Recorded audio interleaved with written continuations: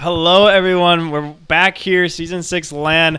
I'm joined with V15 here on the little podcast setup here as we got a handheld mic, but things are looking great. Next matchup here is actually and we're going to Challenger. We're just at Rising Star, but we got Bemidji Lumberjacks versus Rochester Rhythm, so seeing the Rhythm again here. And V, you're a Challenger player. I want to hear your insight on this. Yeah, I'm excited to see this matchup between Bemidji and Rochester, the two top seeds coming in. First in the south was Rochester, and in the north, Bemidji. So two really strong teams, although having differing playoff results so far. We've had Bemidji Lumberjacks 2-0 currently, whereas Rochester Rhythm are currently 0-2. So coming into this group stage match, we could see some shifting in the table, and realistically, we could see these two fight off later today. Yeah, very true. And I think these matchups are on purpose. Our first one here was Flyers versus Rhythm here in the Rising Star stage. That, in my opinion, grand finals right there. That was not just a close match, but those teams statistically have just been outstanding this season. And honestly, I don't think it'd be a stretch to say the same thing for this matchup here in Challenger. Oh yeah, I'm expecting this to be a really strong matchup. Both teams are putting in the work. We see from the interviews that have been conducted for some of these team leaders that Rochester has been putting in all three players at 40 to 50 hours past two, and really trying to show that they're playing the best that they have been so far this whole season. And kind of a differing story from how Bemidji is approaching each of this LAN experience. When asked about how their team is feeling, they just said they're planning on taking it easy, taking it one game at a time. So kind of differing mentalities going on, but both teams are very strong and are looking to turn it up here in this all-important matchup. Yeah, and we got some notes here from Dicey. Let's go over some fun facts while we got the time here. Dicey Redding, it's his back-to-back-to-back LAN or back-to-back-to-back-to-back LAN appearance. I think that's 3 or 4. I can't tell, to be honest. But only player to make it to top 4 in all 4 seasons of MNCS, and also citing he is Ascendant 2 in Valorant. So big flexes there. And he writes about Slow, second MNCS LAN appearance, first time being top 4, and he loves Taylor Swift. So you heard it here first. Slow loves Taylor Swift. Very important that we mention that. And Lazi, first MNCS season, he's a huge Steelers fan. Fate of Rochester lies in his hands. Dicey really trying to amp him up there, maybe even make him nervous. But when he plays fast and offensive minded, we win. When he plays slow and defensive, we lose. Okay, so Dicey really some controversial things he's writing here. Just laying it straight out the way it is. I mean, you gotta love that. Yeah, nothing like putting the pressure on the third-round pick, Lawsy, but it is interesting to see that this Rochester team, no changes so far throughout the whole season. Actually, kind of the story of the Challenger setup so far. We also have qualified here the Mankato Atlas, who have kept the same 3 players throughout the entirety of the season, whereas on the other side, we've seen Bemidji switch things up. They swapped out Alec for Stewie, coming from St. Paul, and that trio right there has been playing incredibly strong. And sort of background on that, I mean, we have Stewie and Trash, the 2 brothers, playing together, and Trash and DeCarlo have previously played at LAN on the same team, so both these teams coming in with a lot of LAN experience as well. I mean, Dicey, the 4-time coming in, surely no nerves at this point. He's used to it at this rate, and also Bemidji having that experience as a team, kind of knowing how to handle themselves. So I'm really interested to see how they sort of play this one out, and also on the off-stream matchup, that Mankato Atlas against the resurgent Minneapolis Miracles, who have made many a roster change throughout this season, having an entirely new 3 players so far, and coming through from the 4th seed all the way qualifying for LAN. I'm really interested to see how this team is performing. They're currently sitting at 1-1, so on the B stream or off stream, we have the 1-1 matchup. So that could really set each other up to see who plays each other in this first semifinals for Challenger. Yeah, absolutely. I believe we got one more group stage after this, right? Yep, one more group stage, a premier group stage. Players aren't ready yet, but that's okay. We got more to go off of here. I got some predictions that Dicey wrote out. Thank you, Dicey, for giving us some material here. He wrote an absolute paragraphs on paragraphs, an essay for us while we have all this filler time. And he writes, premier prediction, Minnetonka, Challenger, Rochester, of course. I mean, it's Dicey. Finals will be St. Cloud versus Rochester, but Rochester will prevail. And then prospect Rochester on God, of course. And then he predicts Stratus will have an insane flip reset double touch in finals. Not sure about that last prospect prediction there. Personally, I think Hibbing's going to win. Unbiased, objective opinion, but I really think Hibby's going to take that one. They got some really solid guys. But yeah, your thoughts on those predictions? Yeah, I mean, he did say that he thought it would be a close matchup between Rochester and St. Cloud, with Rochester just catching at the end, and that's exactly what we saw in the last stream matchup. So, I mean, he seems to be very accurate in these predictions. I think all around it looks very strong. I mean, prospect, you have the two Hibbing boys here, so don't know if you're going to get as much encouragement on this side. So we'll be see a strong position or prediction so far. And also for this matchup coming up, these two teams have obviously met previously. That was in week 11 with the Bemidji Lumberjacks sweeping the Rochester Rhythm 3-0. So that could be playing on the minds of some of the Rochester players looking to get a little bit of revenge. But both these teams performing quite well when it comes to competing against other playoff teams, both 3-1 so far. So against who they're playing against so far, they're looking pretty strong. And it would be interesting to see how they can perform, and maybe if they're going to try and pick up on the strategy that each team is playing, as it is quite possible, quite likely that they'll face each other in the next round at the semifinals. Now, V, you mentioned the Rhythm went 0-2 in group stage, right? Mm-hmm. Do we know if that's like the full roster, if there were any subs involved? I'm not too sure on my end, but I know that actually for this Rochester side, they have been subbing up throughout the season, and they've been subbing up incredibly well. I mean, you saw previously, and he can easily play at 2 tiers above, and also at the prospect level, you have Stratus, who has also subbed up at Rising Star and Challenger levels, and it kind of makes it feel like they can play with whoever they want and perform at each level. I'm not sure about if they were able to have the full lineups so far, but we've seen some close matchups. Mankato beating Rochester 3-2 in the group stages. So they have been very close. It could be a bit of a game. It could be an overtime difference. But I know that each team is going to be playing basically as hard as they can and trying to turn around and keep the momentum that they're looking to find. Yeah, and I really like what you mentioned about Rochester. And that franchise as a whole, I think Dicey's done a great job. And it just shows in the passion, like in the essay that he wrote for us.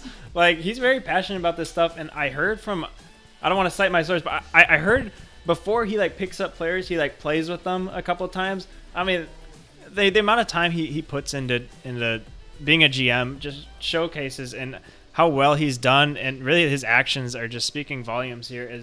He's got some great teams, and that squad as a whole, I mean, I think honestly that I think you touched on this. They sub up, and it's really not that big of a difference because you got some insane players. If Stratus were to sub up to Rising Star, probably be at that level or higher. And subbing up to Challenger at that level or higher. It's honestly some really, really great GM work from Dicey, and he definitely deserves having. Does he have 3 or 4? I think he's got 3 teams here at LAN, right? I believe so. I think he's at least got Prospect, Rising Star, and Challenger. So you can see that putting in that effort is really paying off, and I think it's what you want to look for in a league like this. If you want to have a GM knowing to put in the work in the off season, trying to identify the players that could be going under the radar. I mean, and being a rookie coming in, I think, this season, and really showing off his skill. I think being in the top 3 at least players in Rising Star, it's really impressive that he puts in the effort to find those players, to discover them, and also draft them and create a relationship throughout the whole franchise. Because if you can keep the really solid players, create those bonds, then they'll want to keep coming back and create this sense of camaraderie within the franchise. So great work by Dicey as a whole. I'm very impressed with how they're functioning and who they're supporting and how it's going. And I guess it all depends on if they're able to turn it up when it comes to LAN time. If they can continue to succeed, as we already have the 1-0 record so far. And yeah, I'm excited to see how it breaks out. Yeah, we really been talking the extent out of here. As I believe we still got a couple more minutes left before they're ready to go. But I mean, V, how has LAN experience been for you thus far? I know it's only been a couple hours here, but how have things been outside of that great door right there that we've had a little peeks of when people have been entering? Yeah, I've been lucky enough to not have to be in the booth for the whole time as you have been, but I think it's a great setup. This is my first time being here at the Left Click Lounge, and just seeing all the PC setups, seeing all the games going on, everyone warming up, really bringing their game, and also the spectators. Shout out to the people up top. Oh, can't see my hand. All the way up top. Just kind of chatting, catching the matches, watching RCS on the phone, getting the double games going on. So I think it's a really great experience. It's fun seeing everyone sort of meet each other. People sort of bring their jerseys and being like, oh, you're this guy. Oh, this is your name. And so seeing people that you probably haven't seen for a while, coming from all areas and coming to support sort of what the commissioners, the workers, the founders of MSCF have built, and bringing this whole unity in this great competition. So it's been great to see. It's been fun to experience. And what have you been enjoying so far on your LAN side from the caster and the viewer perspective? Yeah, so I have been in here since the very start of it. I haven't been able to really wander out, but this is my last casting match for actually the entire weekend, unfortunately.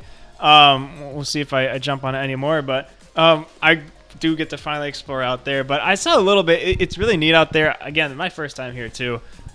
Very different from our last venue. I will say I do miss not hearing the crowd kind of outside. We're kind of like locked away in this room, and we're just kind of yelling in this room and making an absolute ruckus.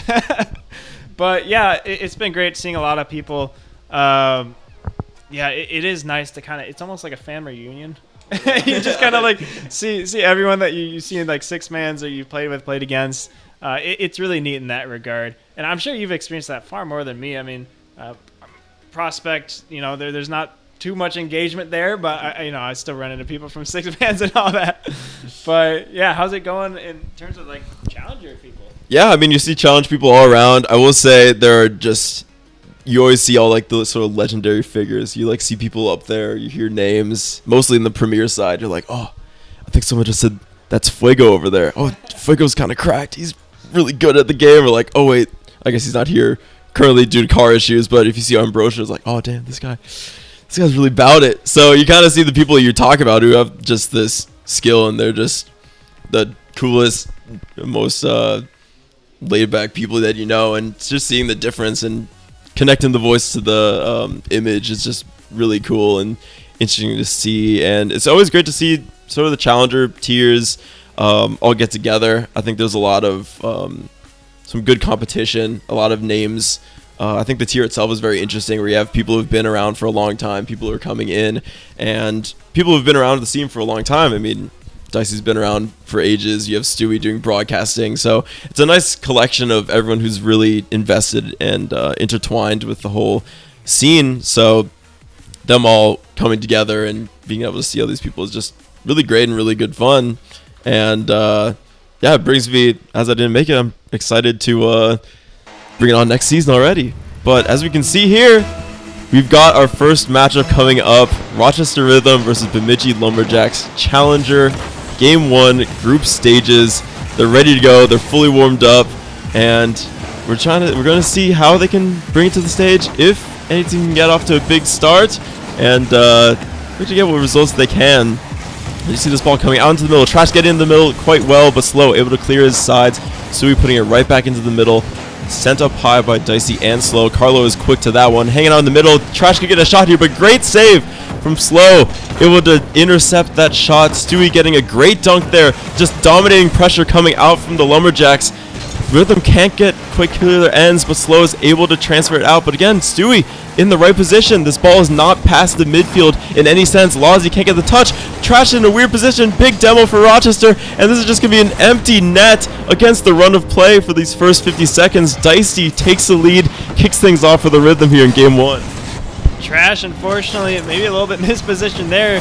And as we got this first game here, I got to bring it up. But land jitters, maybe a little bit of, an open net there. I know it's because of the bump there, or the demo, but we'll see how these guys adjust into this match here. As Lozzie trying to get it to the middle here. Nobody's there. DeCarlo clears it out. Trash is going to try and follow this one up. DeCarlo almost getting that one through. And Trash going to cycle this one around. Slow is pivoting around, almost cutting that one off. And Stewie going to try and grab the 100 and beat him, but Dicey gets him. And Trash able to control this one. He's got a little bit of time. Oh, great 50 there by Slow to get it out of harm's way. And Dicey going to try and solo play this. And DeCarlo's up and comes right to Stewie. And Stewie almost cutting that one off. Slow's got an opportunity here. He puts it on net. Lozy's saving it for his own squad. I like the effort, but maybe something different next time. As Stewie putting it into the corner here. And DeCarlo punches it out. Oh, almost a big blunder there. And Lozy, a little bit confusion between the two of these guys. And it works out as Lozy almost able to get that one home as he tries to take the corner boost. Doesn't quite get it. And Slow, free shot there. Oh, and he's able to pocket that one. And the Rhythm are erupting here 2 minutes in. Yeah, strong beat there by Dicey just ahead of Stewie. Slow is up so early on this one. Doesn't give Trash any time. And Carlo spitting back into the middle of the net. Can't quite intercept it at that near post. Sort of seeing a bit of a transfer of momentum. Rochester bring in some of that more attacking side, and we can see more of that now as Slow taking to the skies, looking to the middle, no one quite there, so he blasts this one up onto the back post, trying to get a double, kicks it up high. Trash again a little bit too far up for that bounce out. Lozy playing this interceptor role in the offense, trying to get any touches to disrupt the Lumberjacks defense, but it is to no avail as right now the Lumberjacks are transferring it up the offense. But another big hit by Dicey. Carlo's going to need to get a touch here, can't quite get it, and Dicey capitalizes on the mistake on the Lumberjacks side. Just can't quite get the backboard read on this tough one, and Dicey expecting this puts himself in a great spot, and 3-0 to Rhythm already halfway through this matchup. Yeah, it's looking eerily similar to our last matchup here where Rhythm running away with the first match. And, you know, Lumberjacks coming in 3-0 in group stage. A little uncharacteristic of them to be dropping this much. I might just chalk it up to LAN here at this moment. They might need a little bit more time than the Rhythm to adjust to this setting. As Dicey had a free shot there, almost able to punch it in and get 4-0 on the board. As Dicey gets a little boost here. And DeCarlo, almost a free shot, but Slows there for the great 50. Dicey going to try and play it off the wall. Stewie misses, and Trash is there luckily for him. Oh, Lozy's got a free shot. No, he's boned by his own teammate. Oh, no, Dicey, that's tragic. And Stewie able to get this one out, and Dicey going to try and play it to himself. Not able to. DeCarlo got a free shot, and Lozy's able to 50 that one. As Stewie's got a little bit of time here. He's got to get it over one. Great play there by Stewie. Does he got another? He does not. And all three of Lumberjacks very close to each other. They got to be careful. As, ooh, Slow intercepts that one. He's got a chance here. Misses the hit, though, as Dicey has almost a clear there. And Lozy beats him there. Lozy a little bit of a soft touch there. As Trash has got some time looking for a teammate. He's not able to get it, and Slow capitalizes. Stewie bringing it over to the corner, right to Trash. Trash misses. Oh, no. Unfortunate miss there. DeCarlo's got an opportunity. It goes straight up. Nobody's there to collect for it on the Lumberjacks. As Trash is trying to send this in the middle, gets the touch over Lozy, and that could sort of switch the momentum here for the Lumberjacks. Dicey trying to clear this with the corner. Trash in the perfect position, and the control is beautiful. Able to stay close enough to that ball to beat Lozy out, get the shot back on net. We've seen a lot of these interceptions, no real dominant clears. Whichever team puts the ball into the offensive side tends to generate the chance that they're looking for. And we're going to need two more out of the Lumberjacks to tie this one up. But Slow is going to have none of that. Sends it down. But Stewie gets the big clear. Transferring it down. Carlo getting a solid touch. This will bounce straight down. Trash unable to get the touch. But can Stewie follow it up? No. Dicey getting another touch. Trying to send it up high. Stewie intercepts well. Slow again in the solid position. Able to make sure there's no clean touches for the Lumberjacks, and Lozy's doing the same. Stewie trying to send this one up, looking for DeCarlo, tries to get the glancing touch up there, can't quite get it. DeCarlo able to send this one in the middle. Is there a Lumberjack there? No, it is Slow. He intercepts this one again, but a double miss coming out. Stewie could have a 1v1 situation, trying to get around Dicey. Dicey with an important touch, but it's not fully done, and this ball comes back down. 30 seconds left remaining. The Rhythm trying to sort this one out. Slow can't quite get this one on target. Oh, I just can't quite get the angle as Dicey puts this one out into the middle. A great touch by Trash. Could generate a chance here, but Lozy strong one's defense and trying to put in this one out into the middle. Stewie clearing this one up, and this one looks like it's going to wrap up here with the Rhythm taking this game one. Again, following suit with the rising star players that we saw previously and getting out to an early lead. Yeah, a huge win there, and really great by Rhythm to not let that one goal get to them, as Lumberjacks did have some great momentum there, but unfortunately just not able to catch up to the Rhythm, who collected 3 fairly early into this matchup. And a big first game for them in this best of 5. We're not yet to best of 7s, and a lot of shots coming in. Sorry, I'm looking at the Rocket League screen over there. But definitely Lumberjacks, you see Stewie with 6 shots. He was very offensive, and I almost feel like he should have maybe collected one there. He had some great opportunities there. And that whole Rhythm squad having those SSL titles, very intimidating. Very nice to look at. But, yeah, we'll see how Lumberjacks respond to this one. Maybe this first matchup is just jitters on top of jitters, you know? Yeah, and one thing that we saw on the scoreboard, if you see the points, DeCarlo coming out with 56 points in that matchup. And I did feel like I saw a couple of big missed touches on his end. We saw the ball coming off the backboard, couldn't quite get the read. It could be, as you mentioned, some of these LAN jitters the first game on the stage. It also could just be a different setup. I know that playing on a different PC, a different monitor, can sort of make things a little bit weirder. But as you get more used to it, I'm sure that Carlo and the rest of the Bemidji side will try to find their own game, trying to build this one up once again, as Stewie is trying to do that right now. Gets the demo, puts it into the corner, tries to get in the 50, doesn't quite get what he's looking for.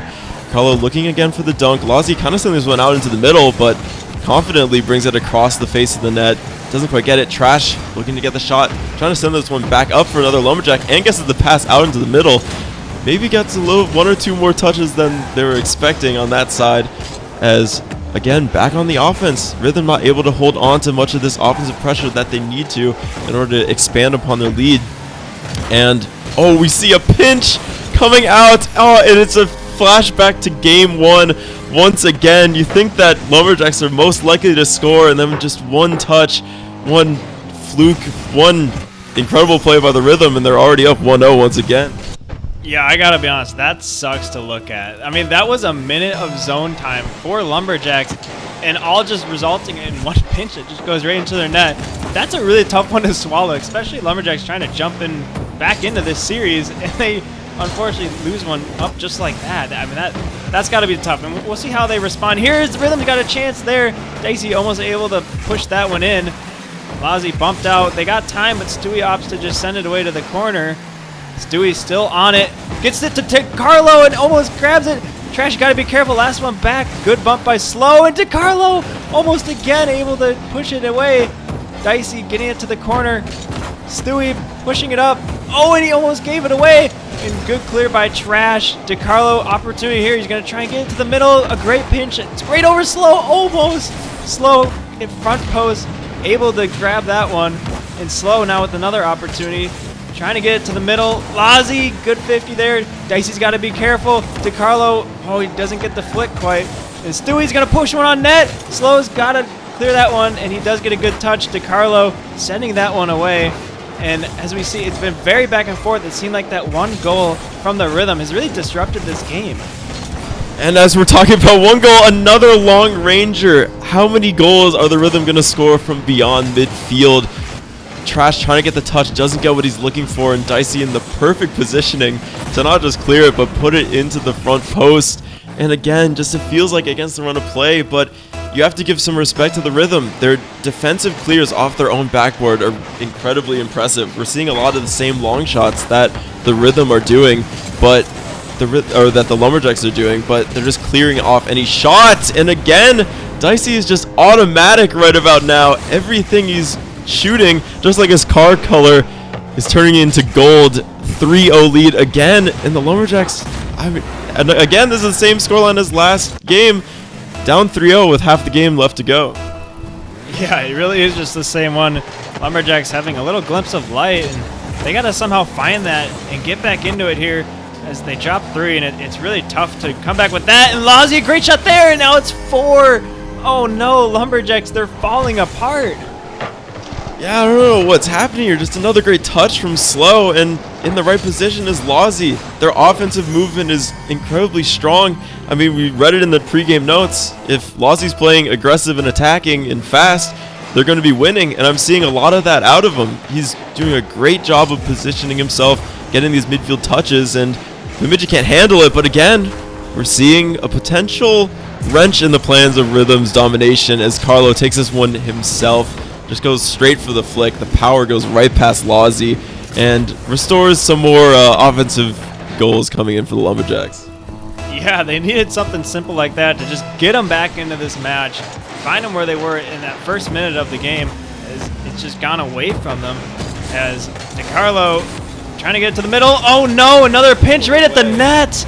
Oh, that's so heartbreaking. Just right after they score, it's so unfortunate. It's got to be so hard on the mental for the Lumberjacks here. Yeah, I don't even know really how you can handle this. You usually say anytime something like a pinch goes in, it's like, oh, it's a fluke. There's nothing you can do about it. But it's happened 3 or 4 times so far. It begs the question, do you have to account for it somehow? Do you have to make sure you're spinning back just in case of worst case scenario, a pinch goes all the way in? I'm not completely sure, but we'll see how the Lumberjacks are able to handle it. Another miss coming out from DeCarlo, but Sui's there to back him up. Sent across by Lawsy. Some more space here to control the ball on the Lumberjack side. That's a big touch out of DeCarlo. Trash following this one up, looking for the double, trying to put this one down. And Lawsy's able to get the intercept. Stewie can't quite get it as third man. This ball again is just ever in front of the Lumberjacks net. I know they had to push for it, but 6-1 is an incredible scoreline, and it looks like we might be heading to South America soon enough. Yeah, it's getting closer to that glorious 7-1 here. A little worried Dicey almost missed that one, but luckily he puts that one away for his own team's sake, and it's now 5 goals for the Lumberjacks. It's gonna be really tough, especially with a miss like that. As Dicey gets it over to DeCarlo. Does he have a free net? He does, and he botched it. That's okay though. They still got 5 goals under their belt. As Trash is chasing this one down. Right up to Stewie. Stewie gets it down. DeCarlo chasing again. That was an absolute menace right now. As Trash going to take his time here. Gets it over. Dicey's got a tough angle. He does grab it though. Going to take another 50 here. Try and interrupt Stewie. Stays on the ground. And almost a free net there as DeCarlo, I think, was dodging a little bit. And DeCarlo, an opportunity here. And I think he delayed a little bit as Trash almost got that dunk.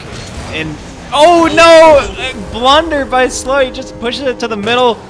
Not sure why. I gotta see this again, but how he spawns in and oh, I think he was just maybe confused. That's a rough one for the Rhythm. That's quite tough off the spawn. Maybe trying to get the controller touch and it goes right out in the front. If you're playing ranked 3s, that is going to be a great pass. But they got the goals to back themselves up. They're staying more dominance. As Dicey again is in front of the net. Oh, that could have been a save. I can't even see if that was a touch or not. Likely so.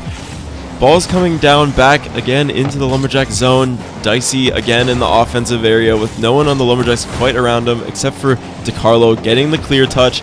Sui looking to put himself in the right spot. Can't quite get it. Trash up early but can't touch it. Lawsy looking for a tough read. Third man commit out of Dicey. Can we see Trash put this one away? He just can't. Just puts it off of the front post, and it seems just that they're missing some of that clinicality that we've seen so far of the Rhythm heading into this last matchup. Yeah, a bit uncharacteristic of Lumberjacks coming into this, I believe, 3-0. Thankfully, it is just group stage, so these guys can afford to make these mistakes and drop this match. But, you know, semifinals later today, they got to be on it for that. As DeCarlo just horsing around in the corner here, Slow is able to get it out towards the middle, and this one's chalked up here as Rhythm now taking it 2-0, and Lumberjacks, they're going to have to go for the reverse sweep just like the Flyers had to do last matchup. We'll see if they're able to do that.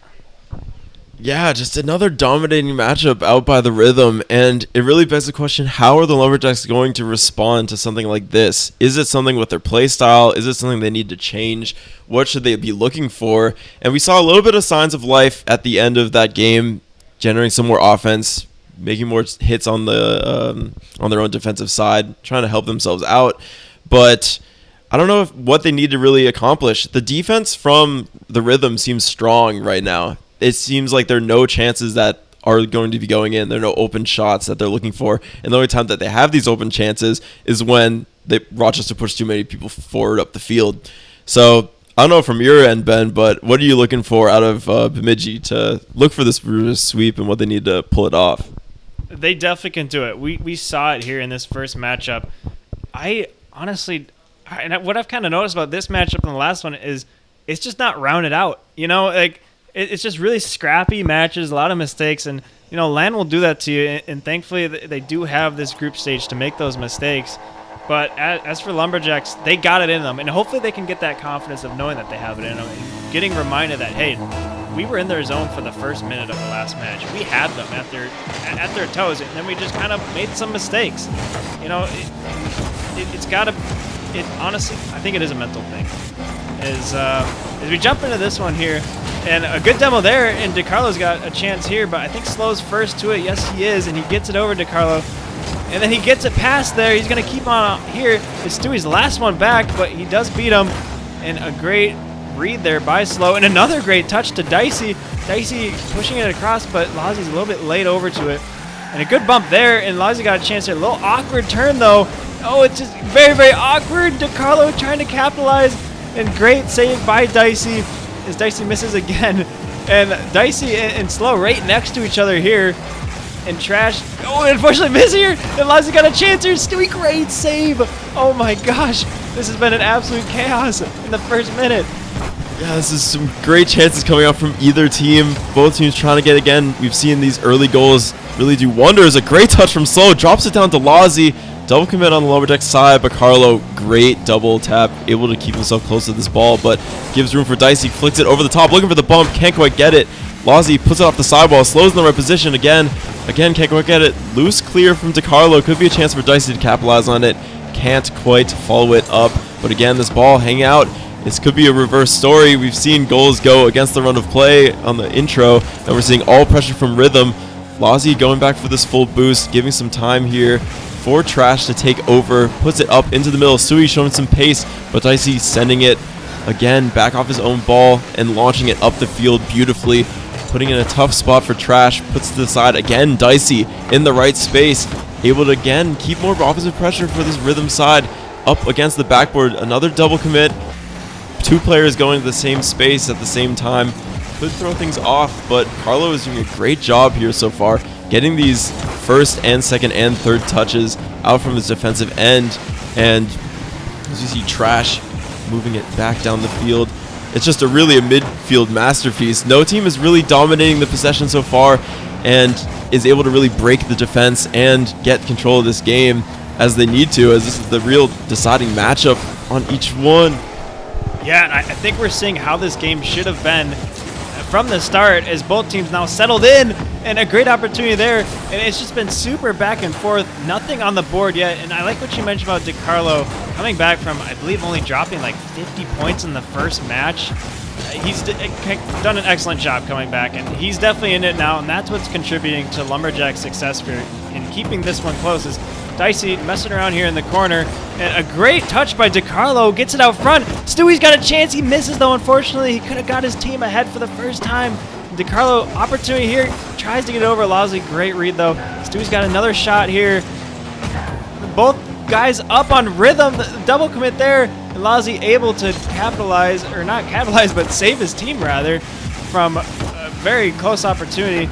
And Lazzie almost able to get that one, as a tough read there, missed by Lumberjacks. And it's just getting closer and closer here to the end of the game. Someone's got to come up somewhere. Yeah, it feels like a lot of this boomer ball is coming out in this matchup, and it could potentially be down to the Lumberjacks sort of fearing some of the unlucky goals that they've had going their own way. We've seen some long shots coming from hits off the top as we see a shot come in, Slow putting it back post. And we're talking about this boomer ball, and we see a great play from Dicey, puts it out into the danger zone, deflects off of a Lumberjack, and just beautiful placement on that back post, sends it past, and a minute 20 away from sweeping the current #1 playoff seed. The Bemidji Lumberjacks, do the Rhythm have it in them to take this one away? Do the Rhythm have it in? Of course they do, in my opinion. I mean, they've just been on fire. Well, maybe not on fire, but they've just been better. I think, obviously, as I mentioned, this is what this matchup should have looked like, and it's definitely a lot closer now, but it's a little too late for the Lumberjacks to be present in this match, as Lazzie, a tough one there, and Stewie's capitalizing here, and Stewie, a flip reset here, gives it off to DeCarlo, and DeCarlo scores. What an amazing play by the Lumberjacks, and they're back, they're here, and they're ready to grab a game. Oh, that is a confidence booster if I've ever seen one. A great gather on that flip reset from Stewie and just hands it off to DiCarlo just where he needs to be. That's some of the synergy that we're looking for in the team play that we needed. And the Lumberjacks are given that momentum. Carlo taking this one over, putting it out to middle. No one's quite there to follow it up as Dicey sent it down. Stewie trying to put this one in the opposing team's corner. Trash, given space and time, can't quite get the flick on it. Carlo trying to send this one off out of the corner, but puts it in the middle. Stewie trying to follow this one up. Doesn't quite get it. Dicey rolling through, but this one ricochets strangely out into the middle, and we can hear the pop-off from the players' room next to us. A great experience. That is a big goal for the Lumberjacks. I don't know how it works out, but they're taking the leader. 30 seconds left. Yeah, I distinctively hear Stewie screaming back there. That's a big one for the Lumberjacks as they're trying to crawl back into this. Just like the last matchup, we're going to have to see a reverse sweep. And gosh, it may happen. Is DiCarlo free net here? Oh, Slow able to get back to that. Very important here. And now the Rhythm's got 15 seconds to get on the board here and get this game to overtime. Is Stewie nothing left in the tank? Oh, they're all in the corner. Lumberjacks got to be careful. Lazzy got an opportunity here. Oh, great shot. He could have also gone to the side. But Stewie, oh, that could be it. Oh, no. A close matchup there. A close finish. And they escaped a big sweep there from the Rhythm. Yeah, and just when we started doubting, I just was thinking, oh, the Rhythm, it seems like they're going to put this one away. Easy sweeps. Lumberjacks say not so fast, and they bring it in with 2 goals and get some of their fortune that they really deserved from the first 2 games with that weird ricochet into the corner. But nothing less than it's deserved. We're seeing a lot more shots coming out. We have 6 shots for the Rhythm and 13 from the Lumberjacks. So a lot more of that offensive pressure that the Lumberjacks are looking for, peppering the net, testing the defense on this Rhythm side. And I think from both sides are thinking that that was a really successful matchup. Bemidji can take that and say we were really dominating, we were really pressuring the Rhythm side, but the Rhythm say we just lost in the last minute. If we do the exact same thing that we did the first 4, then we should wrap this game 4 up. So I'm very interested to see how this one plays out. But what are you looking for in this game 4, Ben? Yeah, now that momentum's in the Lumberjack corner, they got a game. I think it's going to be huge. And I see Stewie absolutely popping off. He had no goals but all assists, and he was on the top of the leaderboard. You know, and I think for Stewie, he was on the production side here trying to get this all set up. Might have been a little flustered coming into this matchup, but now he's here, he's focused, and he's absolutely charging with the Lumberjacks into trying to get this reverse sweep to happen in this group stage. Yeah, one of the many goats of the broadcasting team that I've had the pleasure with casting and playing against. Stewie, as we see this fake come across, Trash forcing a big double commit from the Rhythm, trying to find DiCarlo into middle. Carlo can't quite get the angle on that. And following up from Lazzy, pinches it off to the corner and gets the dunk out of Slow. So important intercepts, trying to give less time for the Lumberjacks to do what they want with the ball. As we see DiCarlo send this one high. Lazzy up early once again, sends it around, finds Slow in his own team's corner, transfers it down into the attacking area of the Rochester Rhythm. But again, a great pass here, trying to find Dicey at the front post. Can't quite put this one away. A little bit more time for Stewie to slow this one down. Trying to send this one high, but a good intercept from Slow. Trash hitting this one back into the corner. And again, we're seeing a little bit more of this boomer ball, a little more link-up play. And it can say that both teams might be happy with how this is setting up. Just kind of postponing until later in this matchup to put the deciding goal away. Yeah, and we're seeing the same thing as last matchup here. Very slow to the first goal as Stewie rotating back here. Trash pushing it over towards Stewie. Stewie goes up, not able to grab that one though. And now DiCarlo quick onto it. He gets it all the way over to the other corner. Now it's Stewie on Lazzy. Lazzy beats him though, and Slow is already up. He's going backboard. Is anyone there to collect it? Oh, Dicey is! And the Rhythm, just like last match, they're already up 1-0. Or no, I'm sorry. I think Lumberjacks were up last match early. But either way, Rhythm up this time. Dicey able to beat Trash. A great 50 there. And Rhythm are back on it. Yeah, I agree with Dicey in the chat there saying the great pass. I didn't think Slow would be able to get that one so low off of that crossbar. I thought he was going to hit it off the ceiling, off of the corner, but sets him up perfectly. And now he's setting himself up with a flip reset, trying to put this one away. Can't quite get it. Cleared off the goal line for the Lumberjacks. Slow is really showing what he's got in this game 4.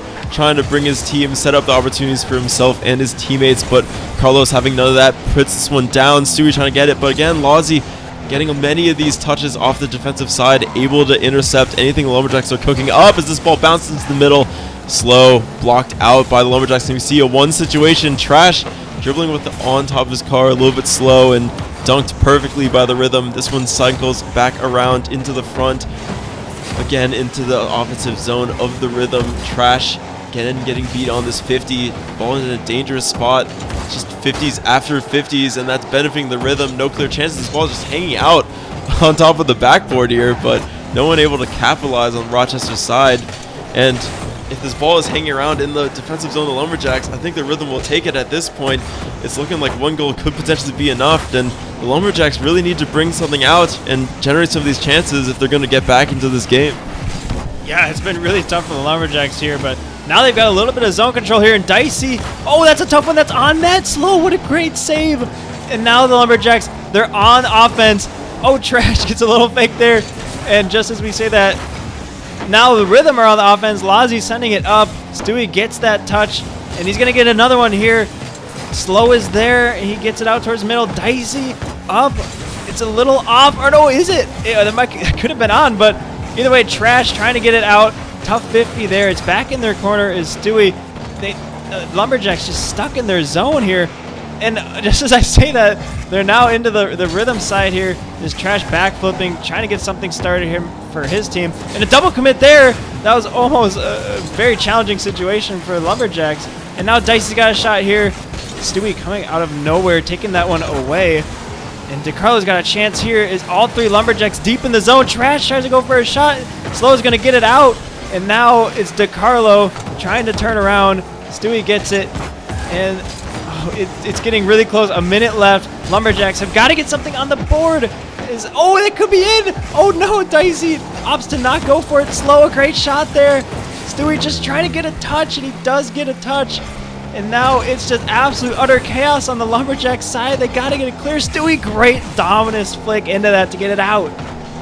Yeah, it feels like the Lumberjacks are fighting for their lives when they need to be fighting for this goal. The ball is just hanging out in the defensive side, but can they pull something off here? 40 seconds left. Stewie getting the ceiling reset, has control of this, gets the flip, setting up to Carlo, but Carlo can't go get the read. I don't know if Trash should commit, if he should put that on backboard, but again, the ball just sent back down to the Lumberjack zone, but Lozzy is up so early to put this one back again on the back foot. The Lumberjacks find a great pass to Stewie. Slow again in the right position. Big demo from Carlo on the goal line. Trash is up. Can't quite get it. Lozzy intercepts it. Stewie again beating out the players. Can they find this chance? Slow putting this one on net. Does Stewie have the boost? He doesn't. And Slow, who's popped up this entire game, who has been playing at the top level, setting up his teammates, gets another one of these long goals. Carlo just can't get the reach, and Stewie's in mid-flip, and that looks like it could be enough for the Rhythm on land to turn this one around and really threaten the Lumberjacks' perfect playoff pre-group stages. 8 seconds left. Dicey, oh, I don't know if it's possible. The Lumberjacks got to turn this one around, and it's not possible as Rhythm do take this one 3-1. And Stewie, earlier there, he had that amazing ceiling shot, and that really led into that amazing offensive pressure there. And unfortunately, it just turned around on them, and they weren't able to get a goal out of it, and they ended up letting one in. And that's really what ended that series. I think it was almost a great opportunity for Lumberjacks to jump back into it.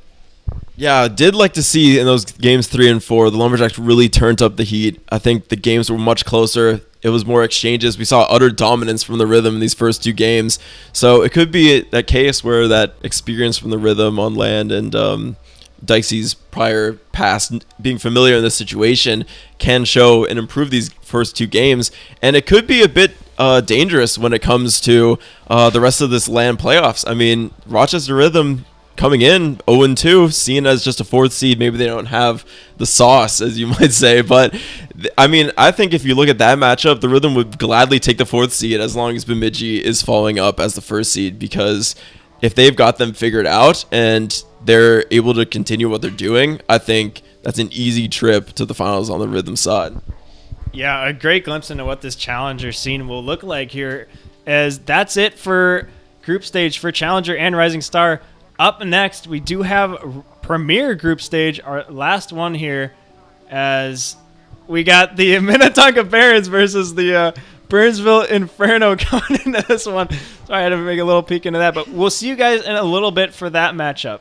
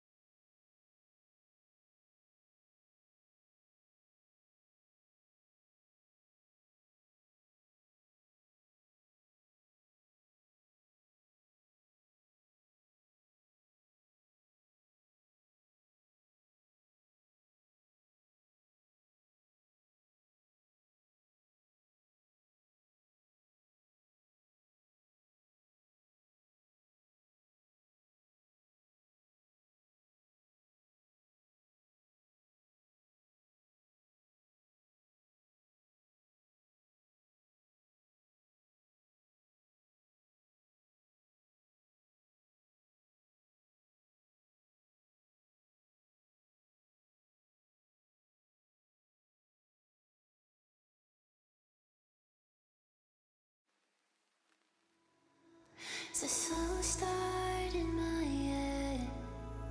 You came and went every night.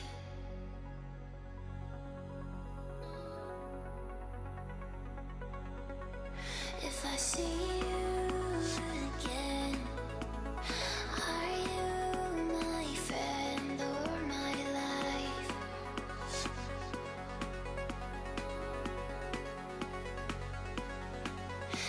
It's often, I guess, I think you in my chest feels like,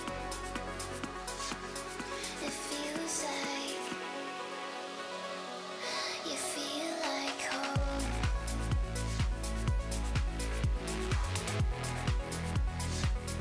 You feel like home.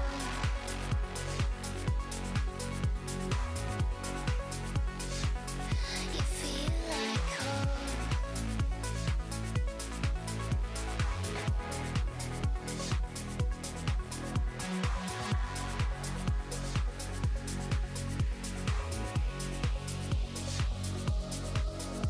It's a slow start in my head. You came and went every night.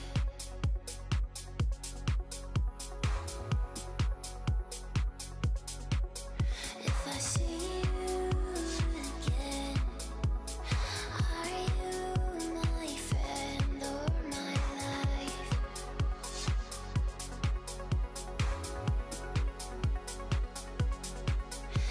It's often, I guess, I think you in my chest feels like,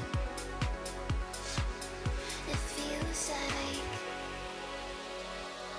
you feel like home.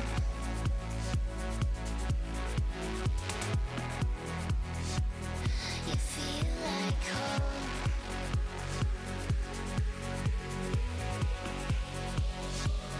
You feel like home.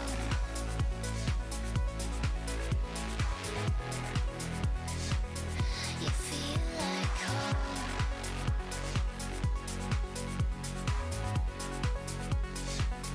You feel like home.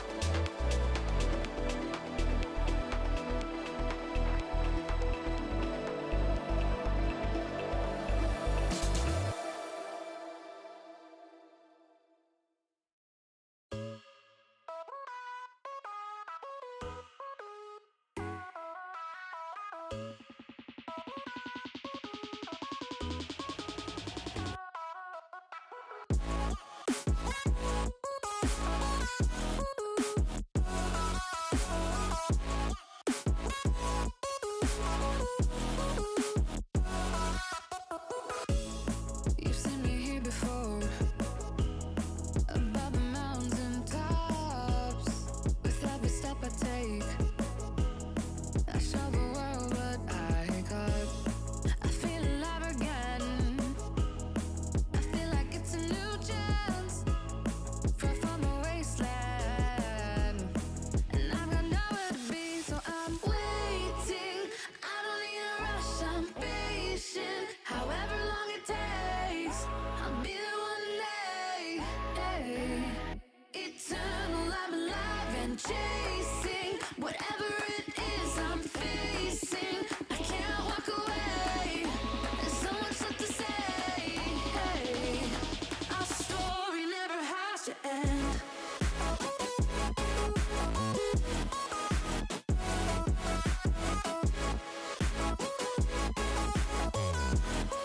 Eternal, I'm alive again.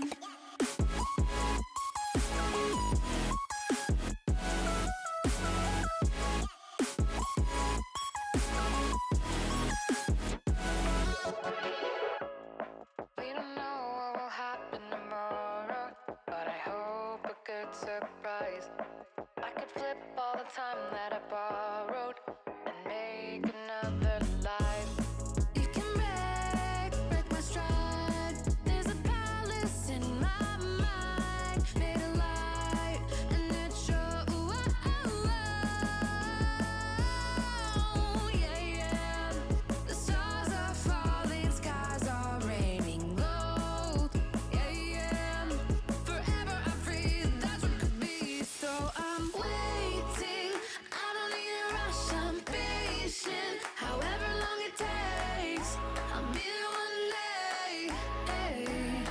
Eternal, I'm alive and chasing whatever it is I'm facing. I can't walk away. There's so much left to say. Hey. Our story never has to end.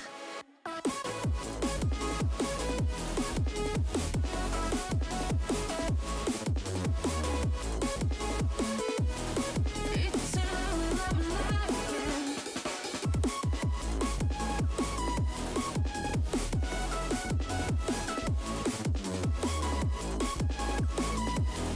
Eternal, I'm alive again.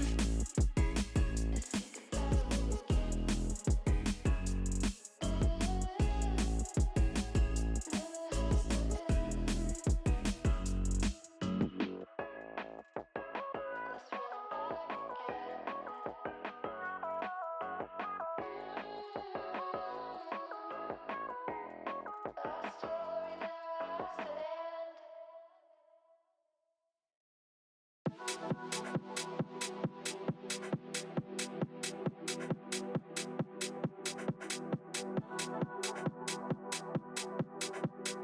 never has to end.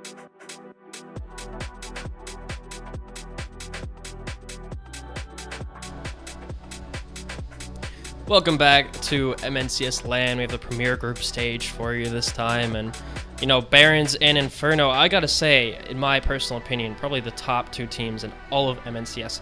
So this is gonna be an absolute banger series. I can't wait to get started. And you know, what do you think about it? Yeah, Annex here. You know, both of these teams, looking at the stats, are both 1 and 2 pretty much in every single category. If I had to guess, we're going to Game 5, and I'm not quite sure which team is going to win. I think we both have a little bias here. I'm obviously rooting for Wesley to get the 4-time LAN, but you're also a GM of the other team, so it's going to be a close match, but I'm super excited to get into it. Yeah, definitely. Barons, they're feeling confident coming into this matchup as well, and Inferno, the chicken, obviously with the biggest ego of MNCS, is pretty sure he's feeling confident as well, but we're going to get this match started if we're able to. The team's about to get in, and you know, Barons and Inferno, probably one of the best matchups we'll see all weekend. group stage, so, you know, it's not a final decision on this one, whether they lose or not. They're still going to be in it. Semifinals, that's going to be a different story, but that's coming up a little bit later, so for now, it'll be the premier group stage, but just getting this one started off. And I just want to talk about Midas a little bit. He signed for the team, and I think back in week 4 and week 5, and they've been on a tear since then, absolutely. So I'm going to get this one started off. And Chicken, Dorka making that save. Chicken off the corner, Wesley to take a shot. He's going to score it in. That's going to be the first goal for Inferno. Wow, Wesley coming off really quick and just showcasing what he has to play. Chicken just great pass, and Dorka left in an awkward situation. As we look at both teams, the Barons in this season are 12-4, while the Inferno are 11-5. So we talked about how stacked they are together. We see Dorka trying to move this forward, but Midas, great movement coming out from Midas. Great pass coming out from Midas. And we talked about earlier that Midas came in week 4. They replaced, I believe it was Foxy, and ever since then they've been absolutely dominating. So Midas is a great pickup, but this is just going to be so close as we get Wesley moving the ball forward, and Chicken trying to get it going here. Fuego, great 50 coming from him. Fuego has the opportunity, goes for the fake, gets one. Look at another pass middle. Oh, great pass coming out. Dorka trying to get it back, and Midas gets things going here. And we see this competition being so close, and the games coming up are super excited. If you had a guess, what do you think is going to be the end result of this? That's a hard question to answer. I think both teams are filling each other out. Definitely both good teams, trying to see what the other teams are doing. Chicken trying to get that middle. Wesley trying to take a shot. Dorka will clear it out. Gatman to pop that up. That's a great pass. Dorka over the corner, trying to get it middle, maybe for Fuego. Fuego waiting, so much open space, but Chicken, the fine player that he is going to clear that one out. Gatman sends it all the way to the ceiling. Midas there first. Midas so speedy to every ball, and Chicken in tow. It's going to be hard for the Barons to get any momentum. Gatman to take a shot. Wesley will save that all the way down to Midas. That could have been a shot. Wesley there to finish. What a team play. Wow, I was not expecting this. We are going to get right into it with Inferno. Midas the pass, and then Wesley just eking it out. Great 50 and gets it back in the net. We're going to see both competitions, and I'm not quite sure. Maybe the Barons are a bit nervous here. Lands are a lot nervous, and we've seen both teams coming out. Looking at rookies, do we have any rookies on either side? And it looks like the Baron, if I'm not mistaken, are all veterans, so they've been in this instinct, and when it comes to this, they're ready to go. But they might need that first game to get going here, but the way that Inferno has been playing is incredible. We're 3 minutes in as Midas tries to get it up with Wesley, unable to get it. Fuego, great stop here, puts it down, but Chicken, great underpass coming from there. Dorka putting it out, getting great defense on Midas, gets another great 50 here. Fuego, great opportunity, but a bit wide. They need a more accurate shot coming. Chicken left with little boost, but let's see what he can do. Chicken, great 50 coming out. Dorka, oh, huge coming from there. We have half the game in. It seems like Inferno has been dominating when it comes to offensive possession. Barons getting some good passes to each other, but not going to matter. Wesley, it's going to go off a defender. Top right bins. It's going to be the third goal for Inferno. Just under half of the game left. Fuego, not a great touch. Midas to demo, and Wesley has put in an absolute stunning performance so far in this series. And he's the one that, he's the question mark. Chicken, Midas, we know they're great players. They're amazing performances. But Wesley is kind of a wild card. But so far, in playoffs, so far in this season, he's been so well. Dorka to score that one. He's going to get one back for the Barons. This is what the Barons needed. Coming off that goal and just getting straight into it. Great play coming out from Dorka. And Dorka, Wesley was unable to get it. And I talked to Wesley beforehand, and it seems like he is so dedicated to get this 4-time LAN tournament winner. So he's told me he put about 150 in the past 2, so he's very dedicated. So as we get things going, Midas gets a great 50 here. Chicken left alone, and that might just be an easy walk-in. Oh, Fuego. Didn't see him, but he got back. Great recovery coming for Fuego there. Fuego trying to get things fired up on his team, getting them rallied up, but seems like at the moment both teams are kind of controlling offensive pressure, but Inferno has definitely been more accurate, coming for the shots, and looking at demos, interesting. You see that Baron usually has more demos, but currently does not have any demos right now. That was a close shot, but Burnville still controlling the offensive pressure. Barons, they've had some pressure as well. Midas actually taking a 50 on that one. That's going to go to the wall. Fuego maybe has an opportunity here. One of the Inferno going missing. Over to the middle. Gatman, it's an awkward pass, but he still gets it anyway. That might just fall in. A bump on Fuego, but it won't matter. That's going to be a 1-goal deficit for the Barons. Wow, I did not expect that coming out. Gatman. Pinch just going in, and Wesley unable to get to it. Great. Pinch coming in, a bit lucky, but, you know, a minute left, anything could happen, any wrong position, any wrong pinch could go in, but a minute left, Gatman trying to get it out wide. Fuego takes the ball up. Fuego has an opportunity. Fuego with the ball, trying to get a pinch middle, but it's blocked out from Chicken. This ball goes up middle. Wesley gets the opportunity. Wesley, is anyone home? Oh, Chicken missed. That's a rare miss coming out from Chicken. I thought it was a goal in, but Midas trying to get this going. Fuego puts it out wide, but Inferno says no. They want to take this first victory, and I think that a first victory starting off is going to be huge for the team. We haven't seen any reverse sweeps yet in this series. Wesley trying to move it out wide.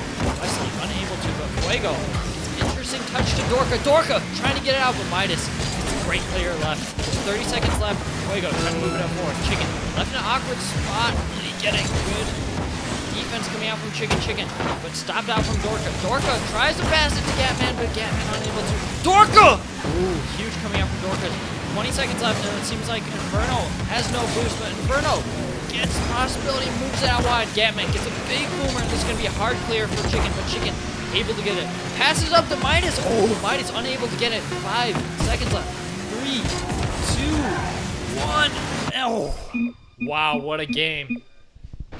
What a game indeed. Inferno, I gotta agree with you, dominated possession for most of that game. Barons trying their best, and I think they did really well to come back, you know, from the 3-goal deficit that they had after those goals were scored to come back 3-2 and almost bring it back as well. But Inferno, some missed shots as well. I think if they had capitalized on all the chances they had, that would not have been as close. But Barons started off cold, but getting warmer. Yeah, I definitely agree. Baron, I thought, you know, they start off really slow, but halfway through that game, a switch flipped, and they were just active. I feel like if they're able to keep that pressure the entire series, they're going to eke out a win here and possibly eke out the series. But the way that Inferno has been playing, I feel like they have these offensive traps. They get the team out, they pass out wide to someone up front, but they need to start scoring those. Otherwise, these missed opportunities are going to lead to a loss, unfortunately. Part of the problem for the Barons is that they rely very heavily on pass plays, working together, teamwork. And Burnsville, they are so good at cutting any of that out. Any chance you have, one touch, okay, now they have it back in their possession. So Barons, they're going to have to step it up to get those team plays going, as they've dominated other teams, but Inferno not going to be so easy to manage. 7 seconds into this one, Fuego, maybe a chance, opts not to go for it. Wesley just going to send it down to Chicken. Chicken goes missing yet again. Dorka patient on this one. Wesley up for that one, takes a 50. It's a dangerous position. Fuego up there first, and I love the speed from the Barons right now. The ball that they need to get to is the one that they're getting to, and that's wonderful to see. Chicken, I think he got bumped popping that one up. Too awkward for Midas to get any touch on it. Gatman, 0 boost in the tank, just opts to pop it up. Dorka, maybe there off the corner, maybe a double touch. Chicken, so smart on defense. He's absolutely amazing. Completely stopped that play in its tracks. As we look at the stats, we see that Inferno has some great defense, being #1 in the league when it comes to saves, while on the other hand, the Barons almost have they do have #1 when it comes to goals. So we're playing a very offensive and defensive team. Close there coming out for Dorka. And Fuego missed, but Gatman able to recover. Gatman trying to get this middle, but Midas gets great defense, and Midas has opportunity. No one's going to challenge him middle, and he's just going to get an easy flick. Gatman trying to get this over Wesley, but Wesley gets it out wide to his teammate. Midas just missed flick, trying to get it back to Chicken, and Fuego's left in a great opportunity, but not enough boost. Dorka finds himself putting it up high for his teammate, but Midas collects it and gets it out wide. Gatman! What a shot coming out from him. But Wesley, great saves. We talked about how good they are on defense, and they're showcasing this. Chicken! Woo-wee! Whee! Chicken almost getting a banger. Chicken putting it back down middle. And Dorka able to save it. And we are almost halfway through. And the pressure coming out from Inferno just looks incredible. But same coming out from Fuego. What a shot on net. There's the breakthrough that Barons needed. Fuego scoring on that one, and a great pass from Gatman to get it middle. Burnsville defense so awkward on that one, and that's rare to see in this matchup so far. Barons hitting them off on the wrong foot, but one goal for the Barons 2 minutes in. That's how long it took to score that first goal for them. Gatman getting that bump. It's going to leave it for Chicken. Dorka will stop it. Dorka maybe again. Way too soft touch. Wesley over to the wall. That could be to Gatman, but a double commit. Fuego going as well. Could be an opportunity for Inferno. Dorka getting a crucial touch on that one. Chicken opts for Midas to take it, trying to get it middle. Gatman over to the corner. Fuego to pop it up. Back to Gatman. Chicken is there instead. And Chicken just seems to be there every time the Barons pass to each other. He's always there to collect it, and that's why they're dominating so far. But this matchup, they are behind one goal. Gatman trying to get the dunk on there. Dorka goes missing both of them, actually, with Chicken. Midas to take a shot. Fuego has to make an awkward save, but does in the end. Coming into this week, we see that Inferno are undefeated the past 5 weeks, and Midas is able to show exactly why. Even though they're behind, they don't worry. They just play collectively and just able to showcase that they are a great team. You know, and this is going to be an incredible series between both Inferno and the Barons. With the offensive prowess of Chicken and Wesley as well, it's sometimes easy to forget that Midas is an offensive powerhouse himself as well, and showing that there, tying it up for his team. Chicken to take a touch on that one, and I can see, you know, from a time where Chicken maybe kind of memed a little bit, I can see that he cares about this matchup. He wants to win this LAN, and looking at this team, as Wesley takes a shot, it's going to be off. Looking at this team, I could absolutely see that happening, but we're going to need a little more work in this game. It's still a tie game, 1-1. Midas up for this one. Wesley bumping Fuego, a double commit. This could be an opportunity for Barons to capitalize. Gatman up to the ceiling. Fuego up for it. Tries to take a shot. It's too soft, a pinch from the defense, but that'll leave it for Gatman to take over. Gatman trying to get it out, but Midas is able to collect it. Midas puts it back out wide, possibly for Wesley, but awkward bounce, and Fuego finds the opportunity to push this downfield. Fuego, great air dribble, goes into the flick. Awkward! Is that in back of the net? That is so unfortunate. Midas, what a goal. Heartbreaking for the Barons. Fuego trying to get that flip reset. The mechanical Midas. The all-important ego challenge absolutely works for him at this point. 1 minute, 25 seconds left. Inferno up yet again, reclaiming their lead as they did in game one, but Midas maybe trying to get another one. Bumps Gatman. Chicken on the case here. Dorka gets an absolutely crucial clear. Over to Gatman. Can he follow it? 45 boost in the tank. He does get a touch. Fuego will instead. Midas sending it downfield. Dorka popping it up for himself. Maybe trying to go for an air dribble. One gets demoed. Dorka maybe off the backboard. Down. Gatman take a shot. Tries to pre-flip, but too slow to it. Midas and Chicken pinches. That's going to be all the way to the corner. Chicken to finish. Not going to be able to get there. That would have been an insane goal.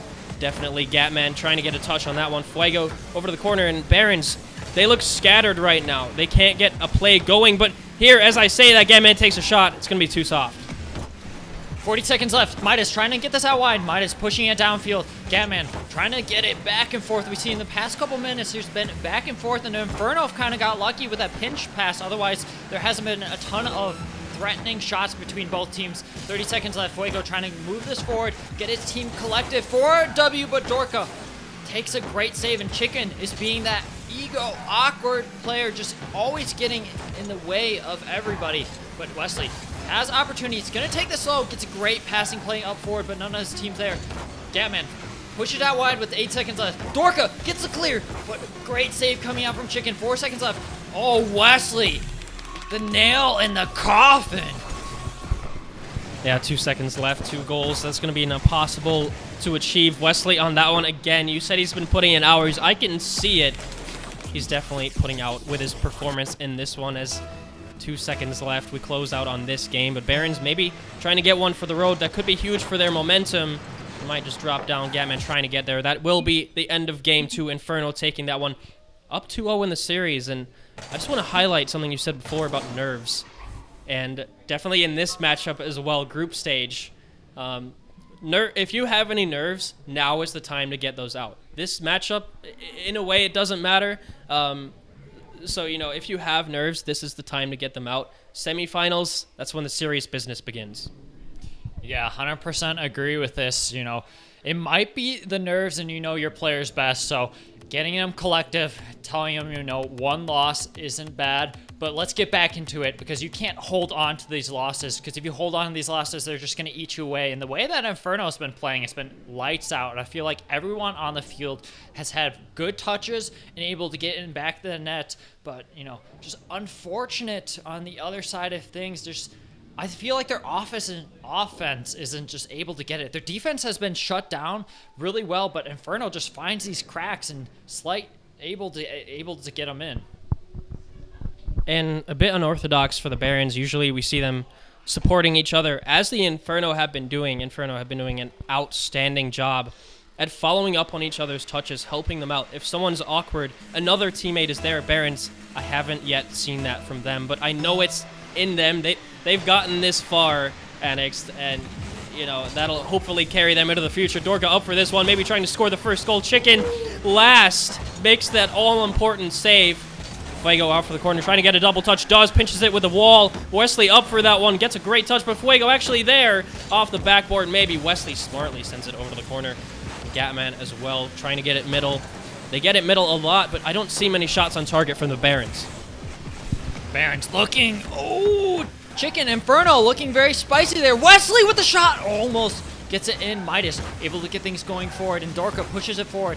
Baron looking for anyone on the team just to step up and score because, as we talked about before, it seems like they're all there, but nothing has been in the back of the net. Maybe they're playing a bit different. We've seen they've had more demos coming to them, and it seems like they should be the team that gets the more demos. On stats, they usually have more demos, so maybe it's just that change up and they need to start demoing a little more here, but we get Wesley moving it forward. Wesley trying to get a pinch middle, but Dorka with a great save. Dorka looking really good. If we were looking for one player to step up, who would you say it would be for the Barons? I think Gatman. Gatman is so underrated in this game. I don't see people rating him very highly, and I don't understand why, because he can absolutely pop off at any moment and maybe not consistently, but the potential's there as that's awkward for the Inferno. Wesley not getting that touch. Not able to take a shot. Midas off the backboard, sends it back, gets a demo as well to boot. Chicken to take a shot. Gatman has to make that save. Up for this one is Wesley, and Enix, look how fast. One shot. Okay, it's saved by the Barons. Again, one shot 1 second later by the Inferno. They're following it up on each other so well, and it's showing. Still a tie game in this so far, however. 3 minutes left. 0-0. Gatman maybe trying to get one. Chicken too fast on it. Chicken, that ball control over to Wesley, trying to get it to the corner. Fuego off one. Midas, Chicken opting to go down for this one. Midas still on it. Fuego able to get a huge clear. Can Dorka redirect it in? What a goal we've just witnessed.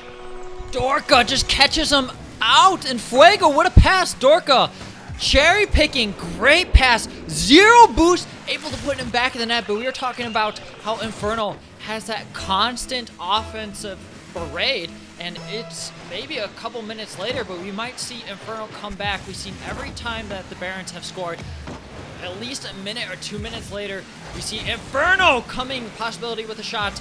Left awkward. Is this a 2v1? Gatman tries to put it out, but unable to get a Chicken. Trying to get this ball out and get some offensive pressure. We see the Barons are starting to wake up here, and it seems like they've found some gold and able to dig through it. This pressure is looking really good. Dorka trying to move it forward. Dorka just blocked out from great defense. Dorka, possibility, demo coming out. We talked about demos being huge there. It's up and awkward, but it seems like their third was not in the facility to score. Dorka almost capitalizing on that one, I should say. 1 goal for the Barons. 2 minutes left. Gatman is going to take an awkward touch to the wall. Fuego able to collect as the third man. Getting it off the ceiling. Maybe getting another touch as well, but not able to in the end. Dorka sending it up. Fuego, full boost. Not able to get the redirect. Dorka there as well. Gatman left third. Midas over to the wall. Gets a weird touch. Chicken on the ceiling. That's not where you want to see him if you're the defense. Gatman so fast with case on that one. Fuego to take a shot. Midas there. He will make that save. So close for the Barons. Almost getting their lead to 2, but Wesley smartly taking it to the wall. Actually gets immediately challenged by Dorka. Clears it all the way downfield, trying to get the dunk on him. Not able to, but still in front of him. Gets the bump as well. Chicken awkward on this one. Midas backwards. Fuego setting it middle. Gatman up to the ceiling. Off the ceiling. Can't get another touch. Wesley out. Midas to finish. No, it's going to be off target. Midas into the corner. Fuego as well. Chicken not able to get a shot. Midas, Dorka there first. No, it's going to be a 50 in the favor of Midas. Gatman trying to get it to the corner. Barons desperately trying to get it out of their half. The way that Barons have been playing is absolutely incredible. Just holding on for dear life. This win is crucial. Chicken moving it forward, but Fuego gets a great 50 out here. We have 50 seconds left, and anything could happen. Will it be a 3-0 sweep, or is Barons going to get this first W? Chicken trying to get the ball, but Dorka almost got the boost and the ball. Chicken, oh, looking very nice there with the musty flick. Midas pinching it out wide, unable to get it. Wesley, does he have enough time? And Wesley does have enough time, but does not seem to go to any of his teammates. Chicken, possibility 2v1. Chicken with the fake. Oh, Chicken so close, and Midas comes up too late. This might be the end. Gatman going for the shot. Gatman puts it out wide, but Wesley gets a great defensive play and pushes that forward. Wesley moving forward with 13 seconds. Puts it middle for Midas. Midas, oh my gosh. What a shot. I feel like Wesley just barely missed the demo there. That would have been a free goal, but 5 seconds left. 3, 2, 1. The ball is still up, and Dorka tries to push it out wide to get the ball down. Midas puts it to his own teammate. Wesley pushes out wide, but Dorka tries to get it down. Fuego trying to get the ball down. The Barons are trying to get this ball to touch the ground, but we are still in overtime. Midas tries to push it to his teammate, but that is the end. Barons taking a W. I did not expect that. The way that Inferno has been playing, I thought they were going to have a 3-0 sweep, but wow, Barons woke up. And of course, seeing the Minnetonka Barons, our unreal video with the winner all in caps. That's awesome to see. Yeah, definitely winning their first game in the series. But for Dorka, I think Gatman, or Fuego rather, had a really important save. Chicken almost faked him. Fuego maintaining his balance and his flip, and still able to get to the ground for that for that chicken shot. And Dorka as well making a huge stop. And I think Inferno, they're being shut down by the Barons in that game, at least, maybe not the rest of the series, but they did really well to keep it out of their net. And Chicken, he's firing in all cylinders, man. I mean, I love his creativity. Everyone knows he has mechanics, but that creativity just sets him apart from everybody else. Yeah, we look at Inferno, has 9 shots compared to the 7 shots coming from the Barons. And we talked about this early on.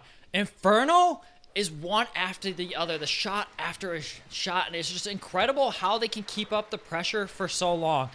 Just the communication, the rotations coming out, but the Barons have found a way to also score, finding those offensive plays to make sure that they're able to get that cherry picker up, and these passes. You talked about how well these passes are doing, Tibbles, and oh my god, I feel like that's a huge caster curse, and I apologize, Midas able to put it back in the net.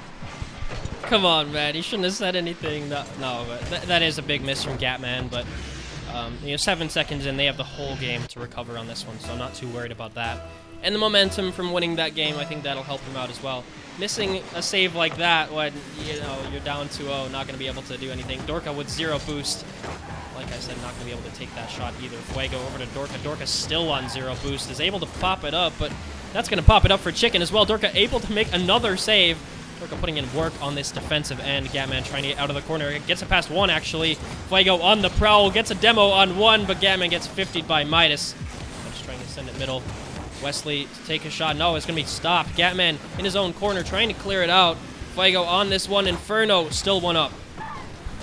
Just coming out, Inferno. Early up with the pressure. Midas coming out and trying to get things going, but unable to. Inferno. Oh, Chicken! What a save! That was really close for the Barons coming out, and it might have been opportunity for them. Every time Inferno has been leading, they've won the series, so this is great for them. What a save coming out. Dorka tried to put it in the back of the net, but just unable to.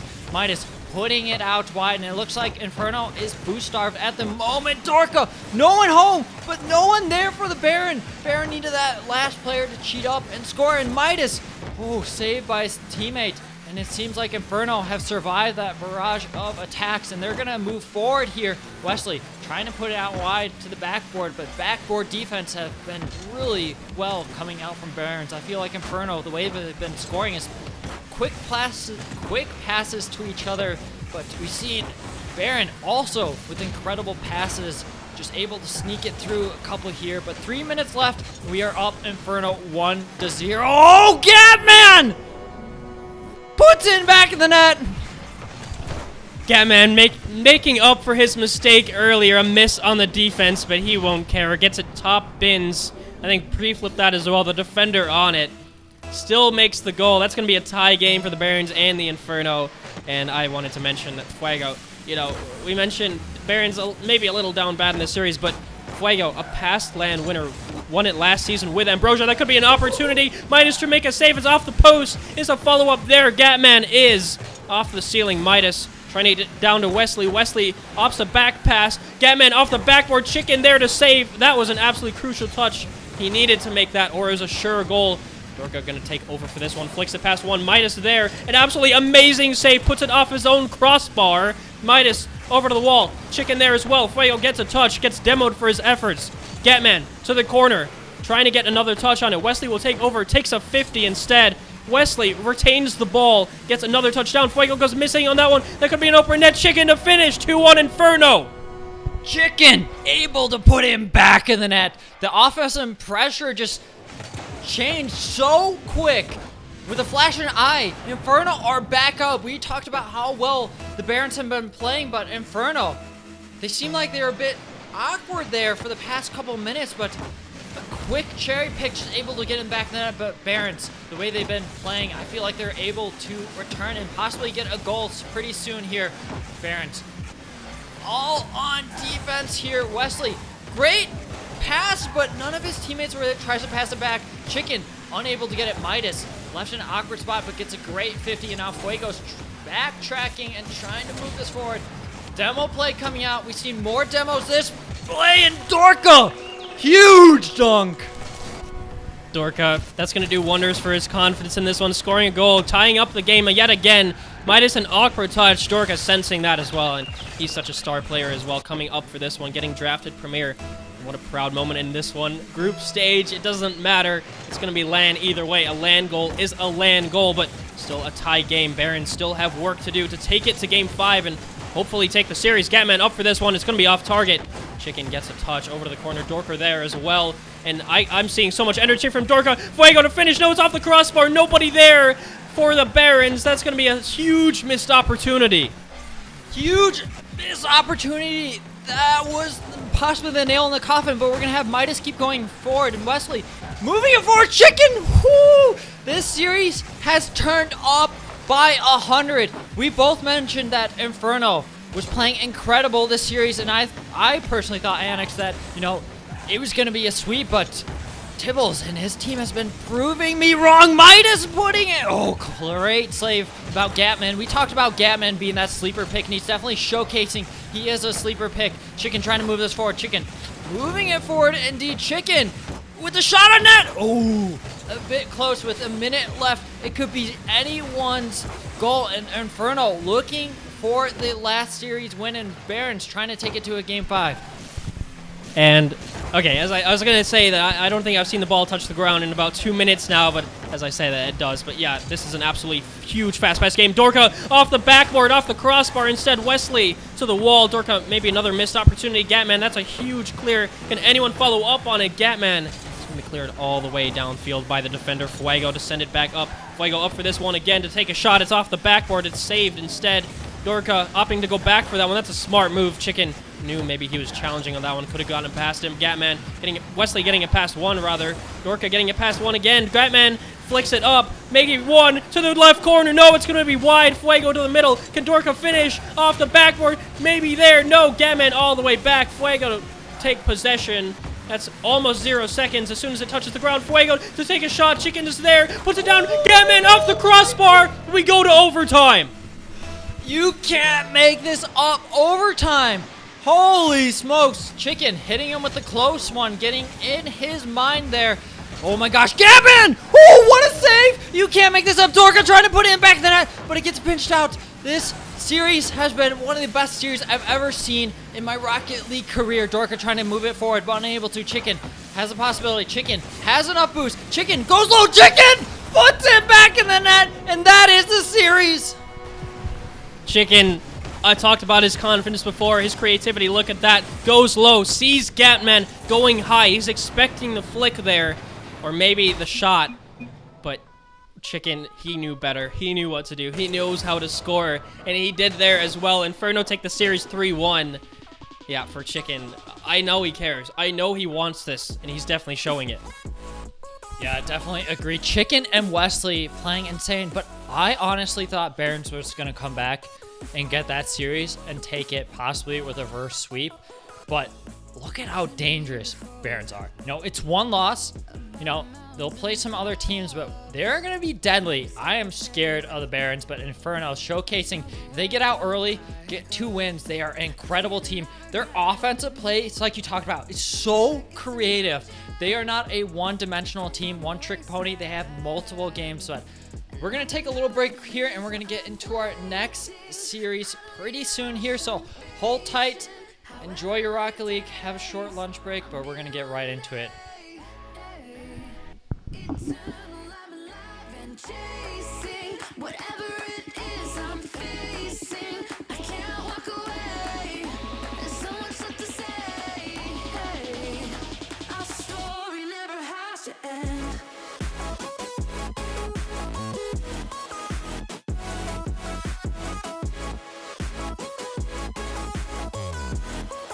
Eternal, I'm alive again.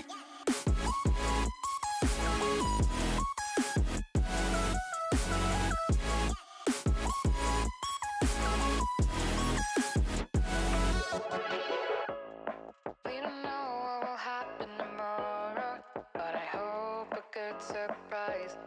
I could flip all the time that I borrowed and make another life. You can break my stride. There's a palace in my mind, made of light, and it shows. Yeah, yeah. The stars are falling, skies are raining gold. Yeah, yeah. Forever I'm free, that's what could be. So I'm waiting. I don't need a rush, I'm patient. However long it takes, I'll be there one day. Hey. Eternal, I'm alive and chasing whatever it is I'm facing. I can't walk away. There's so much left to say. Hey, our story never has to end.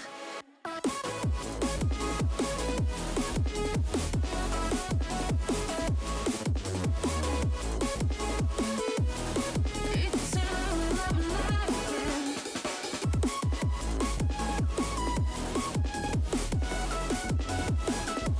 never has to end.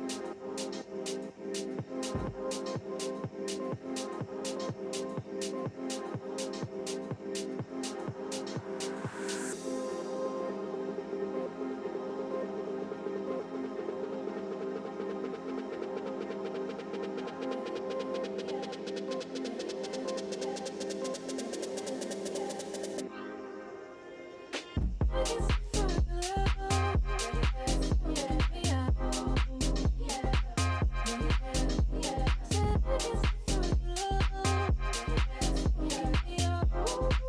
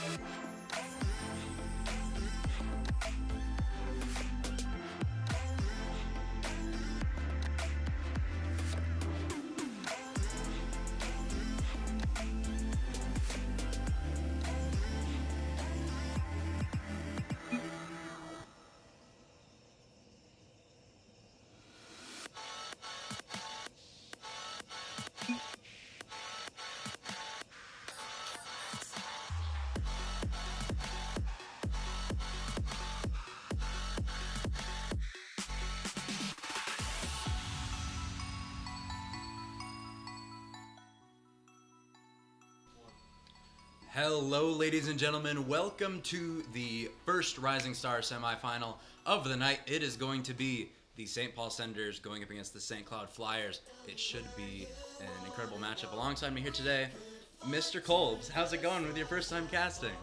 It's good. Excited to get things kicked off. It's been a good day so far, and we're going to keep it rolling. Yeah, it's been a great day. Both of us lost our group stage matches, so it's been fun. But Yes. Nonetheless, we got the Rising Star semifinals now, best of 7, to decide which of these teams stays alive in their tournament run. Off the bat, a lot of they're gonna have to look out for. Taking the game 5. Owen off the kickoff though is going to score a big long clear, and you hear the reactions from the back. At least we can from the St. Paul score. Yeah, hopefully this is play matches that happen. It's just going to be a favor of the Senators. So hopefully the Flyers can bounce back and get things going here after that quick start from the Senators. It's a strong look for us, considering that the Flyers are undefeated in the regular season. 16 over them. Definitely a big, strong.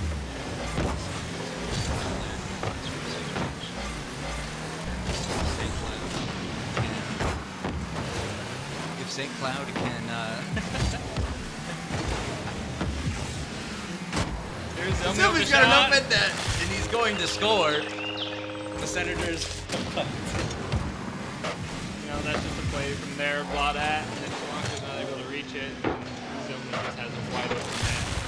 Quite unfortunate for the Flyers there. Hopefully they can bounce back. Still yet to see anything from them. But here's kickoff. It's a good win for the Flyers here. Owen's going to control. He gets it past one. Bonkers is up. And he gets one mid. Anyone there? No. Oh, yep. Wow. That's bounce back. And it's the unsavable tar shot coming out from Schlonkers. They desperately needed to get back in this game. Just a curveball on net. No one's going to back them. The St. Cloud Flyers will respond here. All 3 goals coming within the first 45 seconds. Good kickoff there for the Senators on the stop. Bonkers going to wait to control. Get one up, but Owen's there to meet it. Bonkers now on control. Good challenge there from Rich. Up from the Flyers there. Doesn't work out for him. Off the corner. Just waiting. Corner there. Oh. Something with the big clear. Fish up. Schlonkers there. Bladak gets it out. Schlonkers off the corner. That's going mid. Oh, good challenge there. Trish there. Oh, what a save by Bladat. So, between much longer now on the counter-attack, is able to find the net. No, it's denied by the St. Paul Senators. Owen looking for the double off the sidewall, and is he able to get it? No, Zilmi coming with a nice challenge. It's dropping in front of the goal line, and Trish will score to give the St. Paul Senators a 2-goal lead.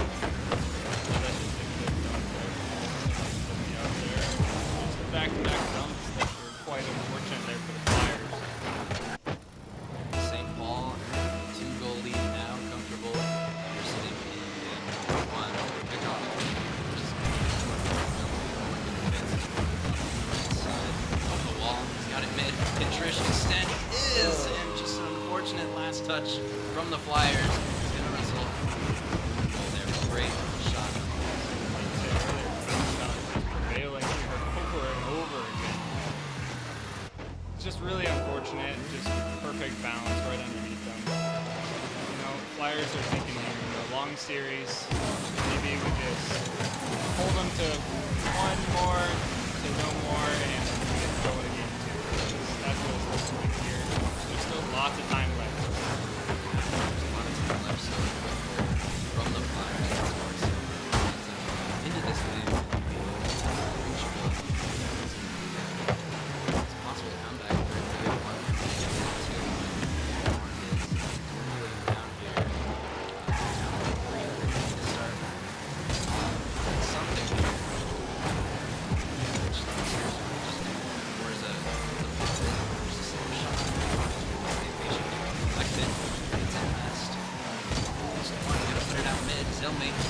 Zilmi up for it.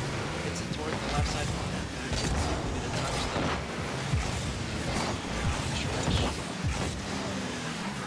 Forza shot redirected by Blanda.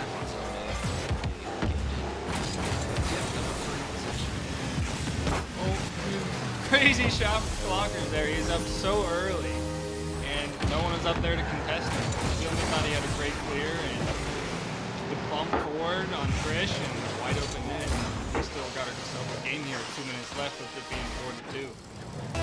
Flyers needed to respond there, and they were able to. So now,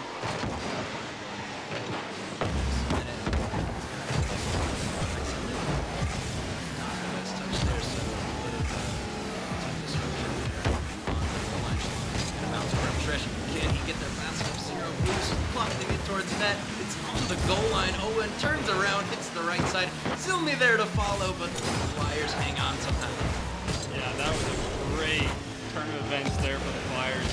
That one goal there, if that would have gone in, it's just pretty much game. But they're still in it here. But they got to do a better job of controlling the boost. I've been noticing that the Flyers have been very low boost, and it's been a lack of attacking for them, with them constantly having to rotate all the way back to boost.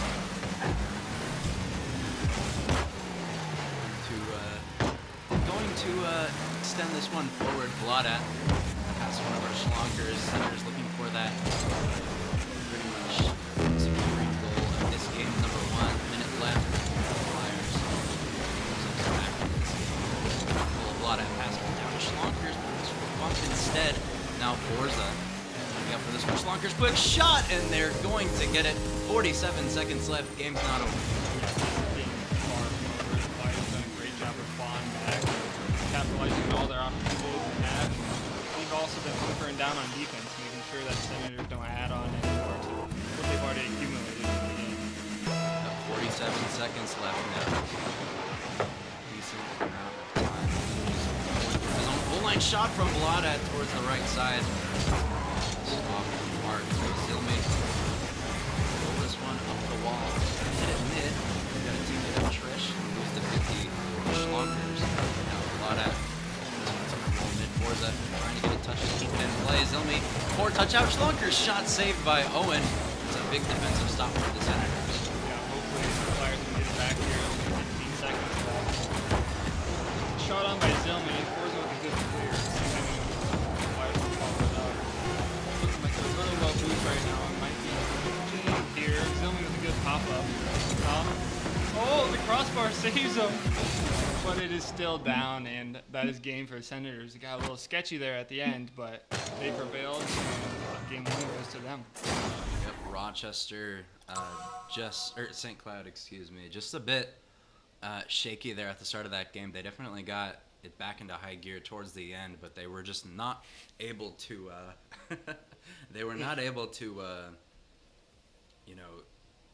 come back from that poor start, and they're going to look to bounce back in game number 2. Yeah, it's a very equal game when it comes to shots. Just it seemed like Flyers just came out a little flat. Might be nerves because this is the first time that they are experiencing win or go home. Yeah, and that's kind of the negative when you're looking at these teams that have auto-qualified for LAN. They don't have that season on the line pressure up until now, and so this is their first time. These other teams, St. Paul, they've gone through the play-in bracket to get in. So it's definitely an advantage for the Senators right now. And they got the first game win here in the semifinal. We're going to have to see if the Flyers can respond. Yeah, here we are. A great kickoff by Owen. Schlonkers are going to be there to meet him. Zilmi's up. It's good pass mid. Forza, into his teammate Vladat there. Zilmi's going to control here. Wait for our 50. Good control. And a nice bump from Zilmi. Here goes Trish. Schlonkers with good control off the ceiling here. There's one up. Oh, he gets a pass one. Let's see if he can get a pass mid here. Good 50. Up goes Forza. Just a bit too high for him. Trish is up here. Going to take some nice control. Over to Owen. Owen gets 50 by Schlonkers. Zilmi also gets 50. And it's a good save there from Trish. It was a little bit scary there. Yeah, and St. Paul. Still, awkward touch from Zilmi. Owen's got to be able to cover it. Schlonkers to the backboard. Trish going to go missing. Shot from Bladat is going to be in. The Flyers take a 1-goal lead here in game number 2. Yeah, that's huge for them. Getting that good start here to game 2 after losing game 1. Especially when you've been the number 1 team all season and you go down 1-0 in the semifinals. It's not a good feeling. And it's really good and good composure by the Flyers to bounce back here quick.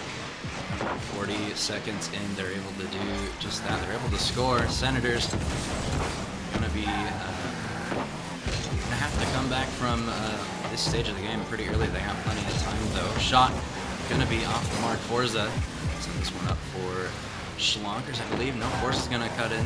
Now Bladat on defense, going to send it forward. Forza is going to turn on this one. He has a chance. Low boost though for him. He's going to take a 50 with Owen.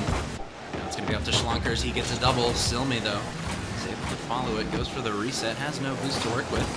He's going to get beat there on the challenge. Forza trying to get it behind Owen. He's not able to do so. And now the Flyers going to be able to hang on to that 1-goal lead just for a little bit.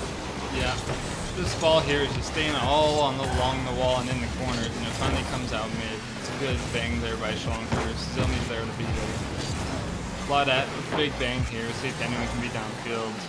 Nope, back down. Just a little bit of ping pong here right now. Forza gets it clear here around Zilmi. Oh, and it's a fake there by Trish. Good clear, but there by Forza. Trish has a little bit of time here. Let's see what he can do with it. No boost though. Owen here, also no boost. This is not looking good for the orange half. Schlonkers did a great job of killing time there. Forza's up. Oh, just a little bit out of his reach. It was a great play though. And a double commit here out of the Senators. Here goes Trish, 50 by Schlonkers. Schlonkers here on 50 boost. Owen, oh, Forza's there. Now Bladat going to extend this one down the field. Trish going to leave that one. Zilmi is going to follow it up. He has an open net. Can he get around it? Yes, he will. The right side of the net. Zilmi's going to find it, and we got a tie game. It's a really good job capitalizing on the open net by Zilmi, and it was all just really good speed, and he's able to capitalize. You know, back in my day, I've been noticed to miss a open net here or there, but you know, name changes go long ways. But we're not going to talk about that right now. Working Zilmi. Ooh, had a chance on net there, but is going to hit the crossbar, unfortunately. Trish trying to keep this one in play. Zilmi going to take a 50, goes out mid. Schlonkers looking for Forza downfield, but Trish is going to be able to cut him off. Schlonkers now to Bladat. He's going to try to make something out of the corner, but he's not able to get it through the St. Paul defense just yet. But Owen 50ing his own teammate there, so the Senators a bit awkward in their transition. Trish not able to get a second touch for a chance for Bladat. Goes into the midfield, but Owen covers it well. Trish ready for the counterattack, saved by Schlonkers, and we stay at 1-1. Yeah, that was a great save there. That was a very quick counterattack. And here we are. Bladat here might have a shot opportunity, but nope, he waits. Zilmi here with big bang downfield. Good demo there from Forza. Should ease up on a little bit of pressure, but nope. There's Owen. Big play there to go up 2-1 with a minute 19 left. Zilmi here with a great pass, just beating Forza, and no one could make it back in time. I thought that demo would give a lot more relieving pressure, but it wasn't enough. Yeah, that pass from Zilmi, just getting it past that last defender, and then the Flyers weren't able to get reorganized there on defense, and so the St. Paul Senators will take advantage of that. Now Owen is going to put this one over to the right side. Schlonkers is going to be the first one to it. Gets a touch a little bit backwards there, trying to find Forza. He does. Wins the 50, actually going to get it mid. Zilmi, though, on defense. Not going to have a difficult time with that one. Bladat looking for the bump. He was able to connect. That might have just found its way into the back of the net. Big bang shot from the side of the Senators. Going to force two players to commit there for the Flyers. And now Trish looking to make some magic happen from the backboard, finding Zilmi. He's able to connect with him, but Bladat is there on the defensive third and is able to keep it out of their net. But right now, they can't afford to be on defense because they're down by one. Yeah, it's not looking good here. They've been low boost, but that's a great demo from Bladat. The net's open right now, and he capitalizes. It's a great job by Bladat. They were really stuck in their own end, and he just vouched out for demo, and, you know, it paid off. It was a huge play to get them back tied up with 20 seconds left. Let's see if they can keep that momentum in the last 20 seconds, and we'll see if it sends us to overtime. 20 seconds still left of regulation, so either of these teams, one mistake could be costly here, as it's golden goal territory. First one to score is likely going to be the one who takes this game. This is big for the Flyers to come back, and they don't want to go down 2-0. Of course, with their season on the line in this best of 7. Forza going to keep it forward. Schlonkers is up for it. They are committed heavily. It's going to waterfall down, though. We will head into overtime. The Senators and the Flyers in Game 2 all tied up at 2 as we head into overtime. Yeah, we got Trish here with a good opportunity. A flip reset. Oh, Schlonker's just there. And he gets a pass to Owen's last back here. Let's see what he can do. Right to Bladat. Back to Owen again. That's a good composure there from Owen. And he's up and got the 50, but goes mid. Trish is there. Schlonkers is going to collect. Here he goes. He's probably looking for a pass mid. He's out of boost. And, oh, it's a team bump there from Owen. And Trish is there. No harm, no foul. And here goes Schlonkers. He gets one soft touch. Good 50. Should be a teammate. Bladat. There he goes. Taking his control. I'm really liking this control from Bladat. The flip reset. Oh! Just a bit outside. It was a great play there from Bladat. I'm really liking this control that's coming from the Flyers. They're finally settling into this series and getting a grasp on the game. And Bladat creating that space there off of that flip reset pass is going to be exactly what they're looking for as that pinch is out mid. Unfortunately, Bladat couldn't get enough power on it, enough momentum turned back towards the net to put it on target. Schlonkers now on the counter attack.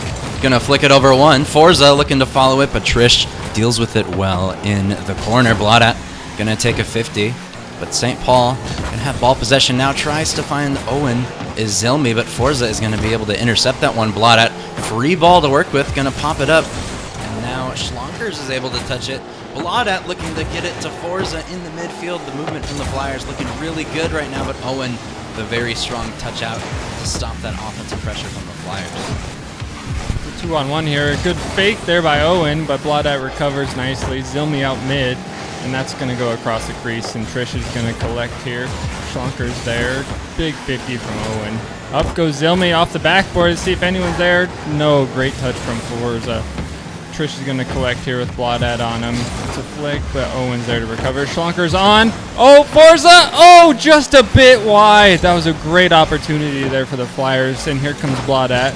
Now Schlonkers. Owen got a little bit of a bump on him. And, oh, Forza!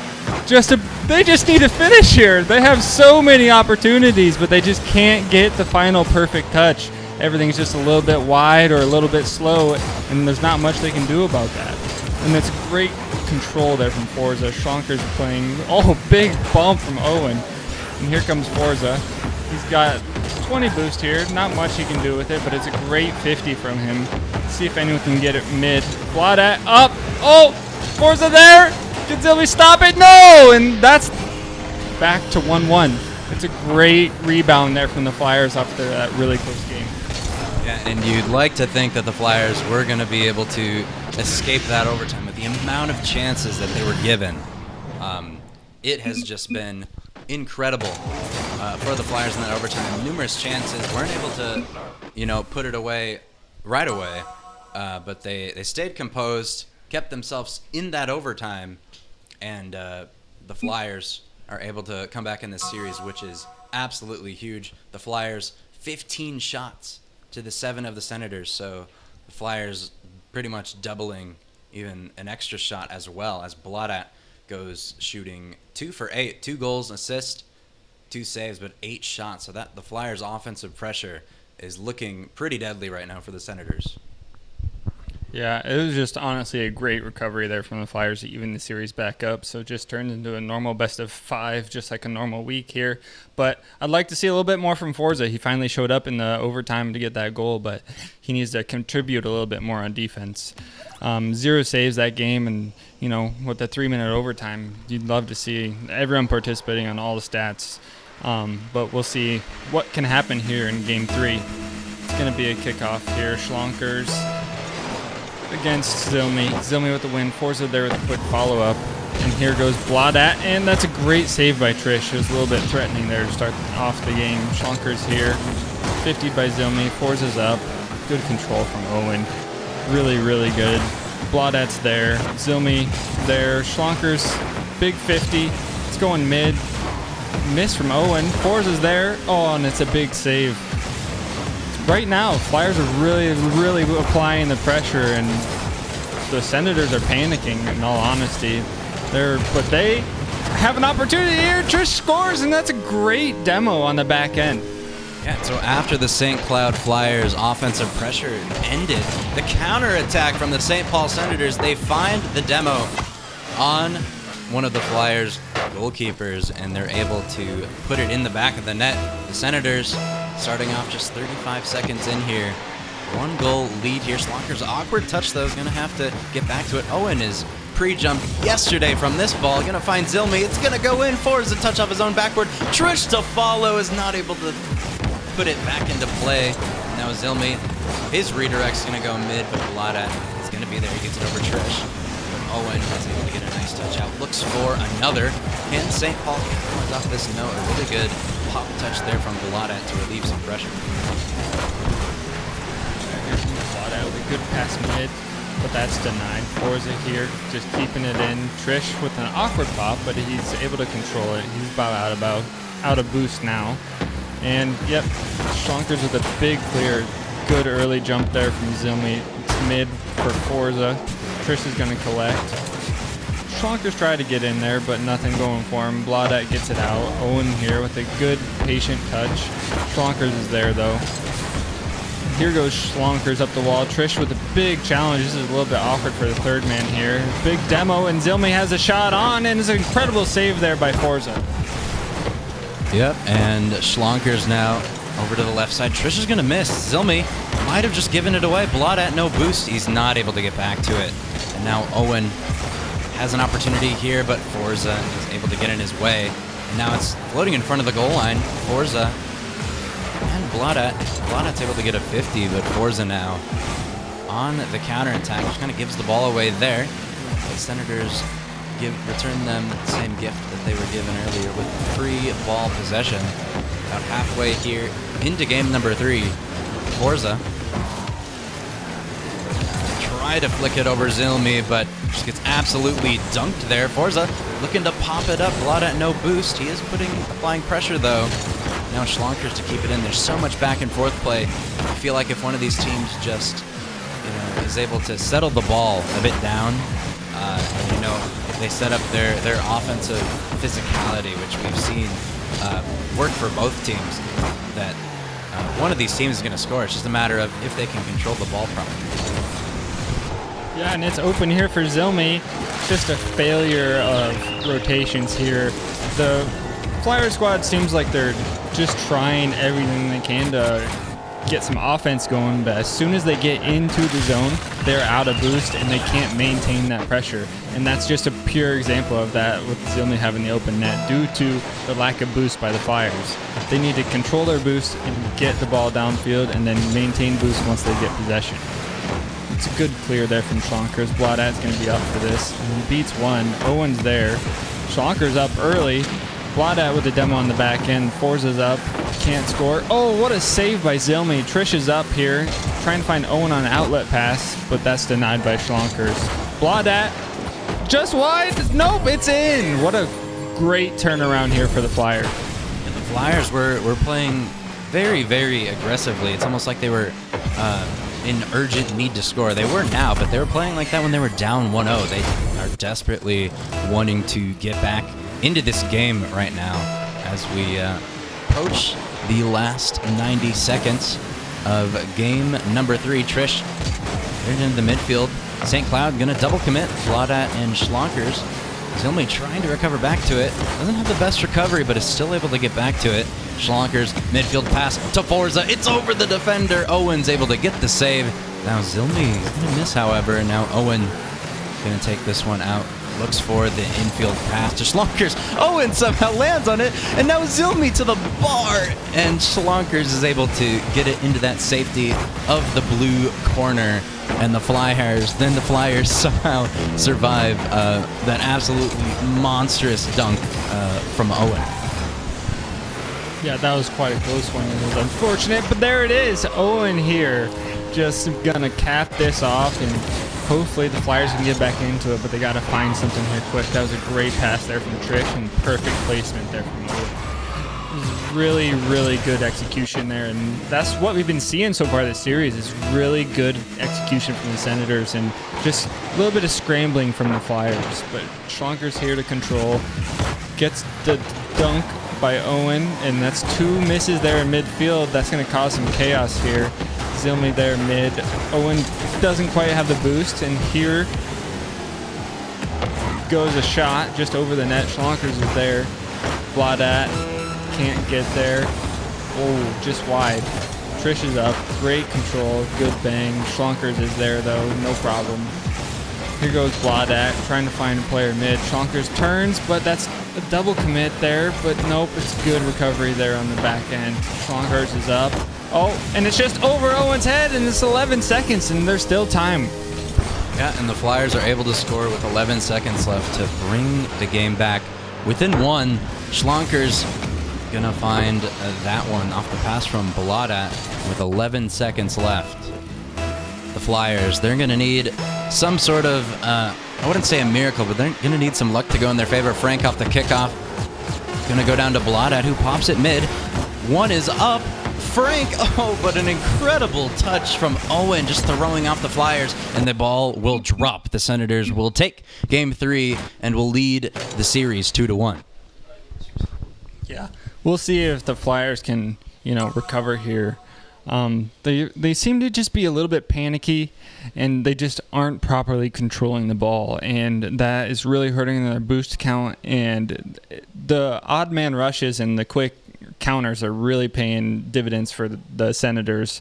They don't really have the constant pressure that the Flyers do, but man, that boost is really, really killing the Flyers. And you see that game, 7 shots from Zilmi and only 1 goal.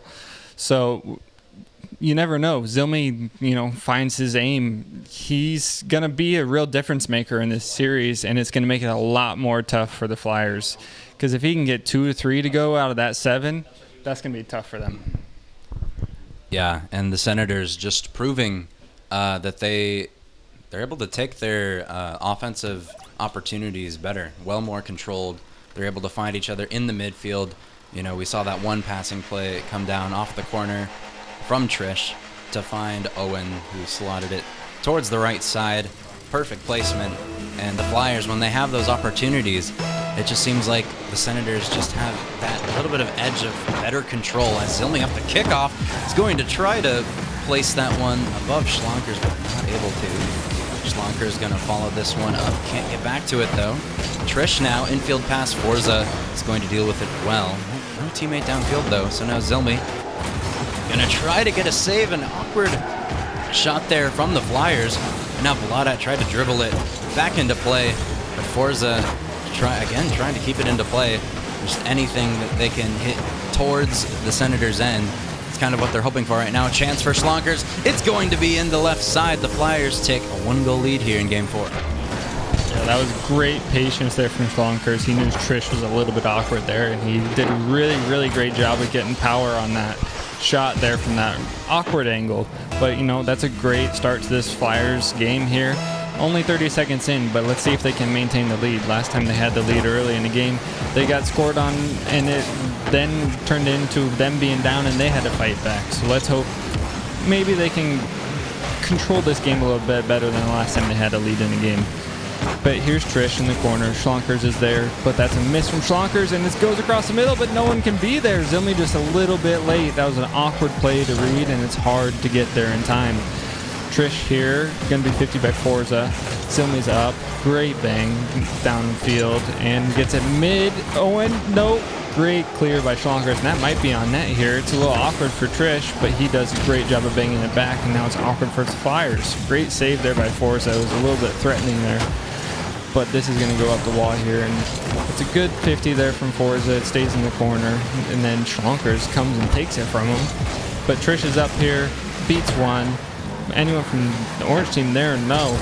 Blodite gets back pass here to Schlonkers. I like that control. I like that patience and the ability to back pass there. Forza with a huge dunk, and he finds the back of the net. That was a huge play there from Forza. And the St. Cloud Flyers go up by 2. Forza just absolutely outmuscles the defender there, and then is able to regain control and flick it towards the left side, and is able to score. The Flyers with a comfortable 2-goal lead here in game number 4. St. Paul, they're going to have to be able to find... I mean, it's just a wide open net. Trish from the left post is going to score, and I speak it into existence every single time. Whenever somebody scores, Trish is able to get that one left post in, and now we have a ball game once again. Yeah, this series is just sort of feeling like that series where the bounces are going the Senators' way.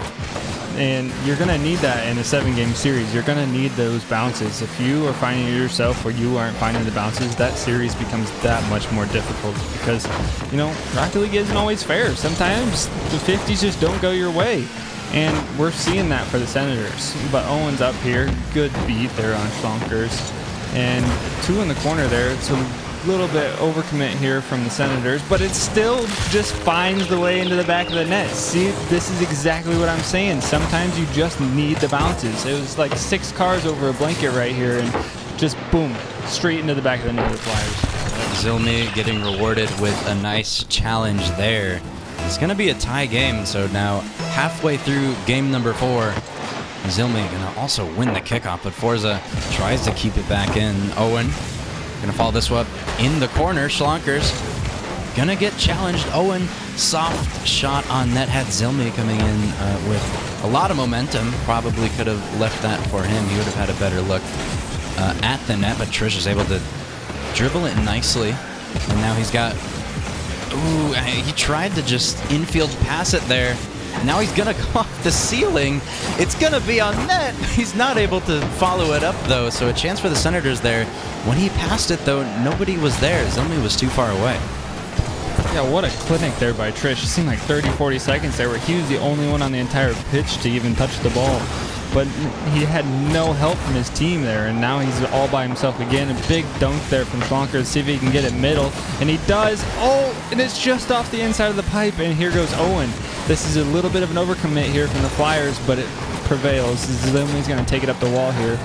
Doesn't have any boost to work with, and Schlonkers should get it cleared here. It's nice control there. But then he's just going to bang it away just after he controls it. And that's a great dunk from Owen. Anyone there? Trish, Schlonkers here. Demoed by Trish. Zilmi's up. Can Forza do anything? No.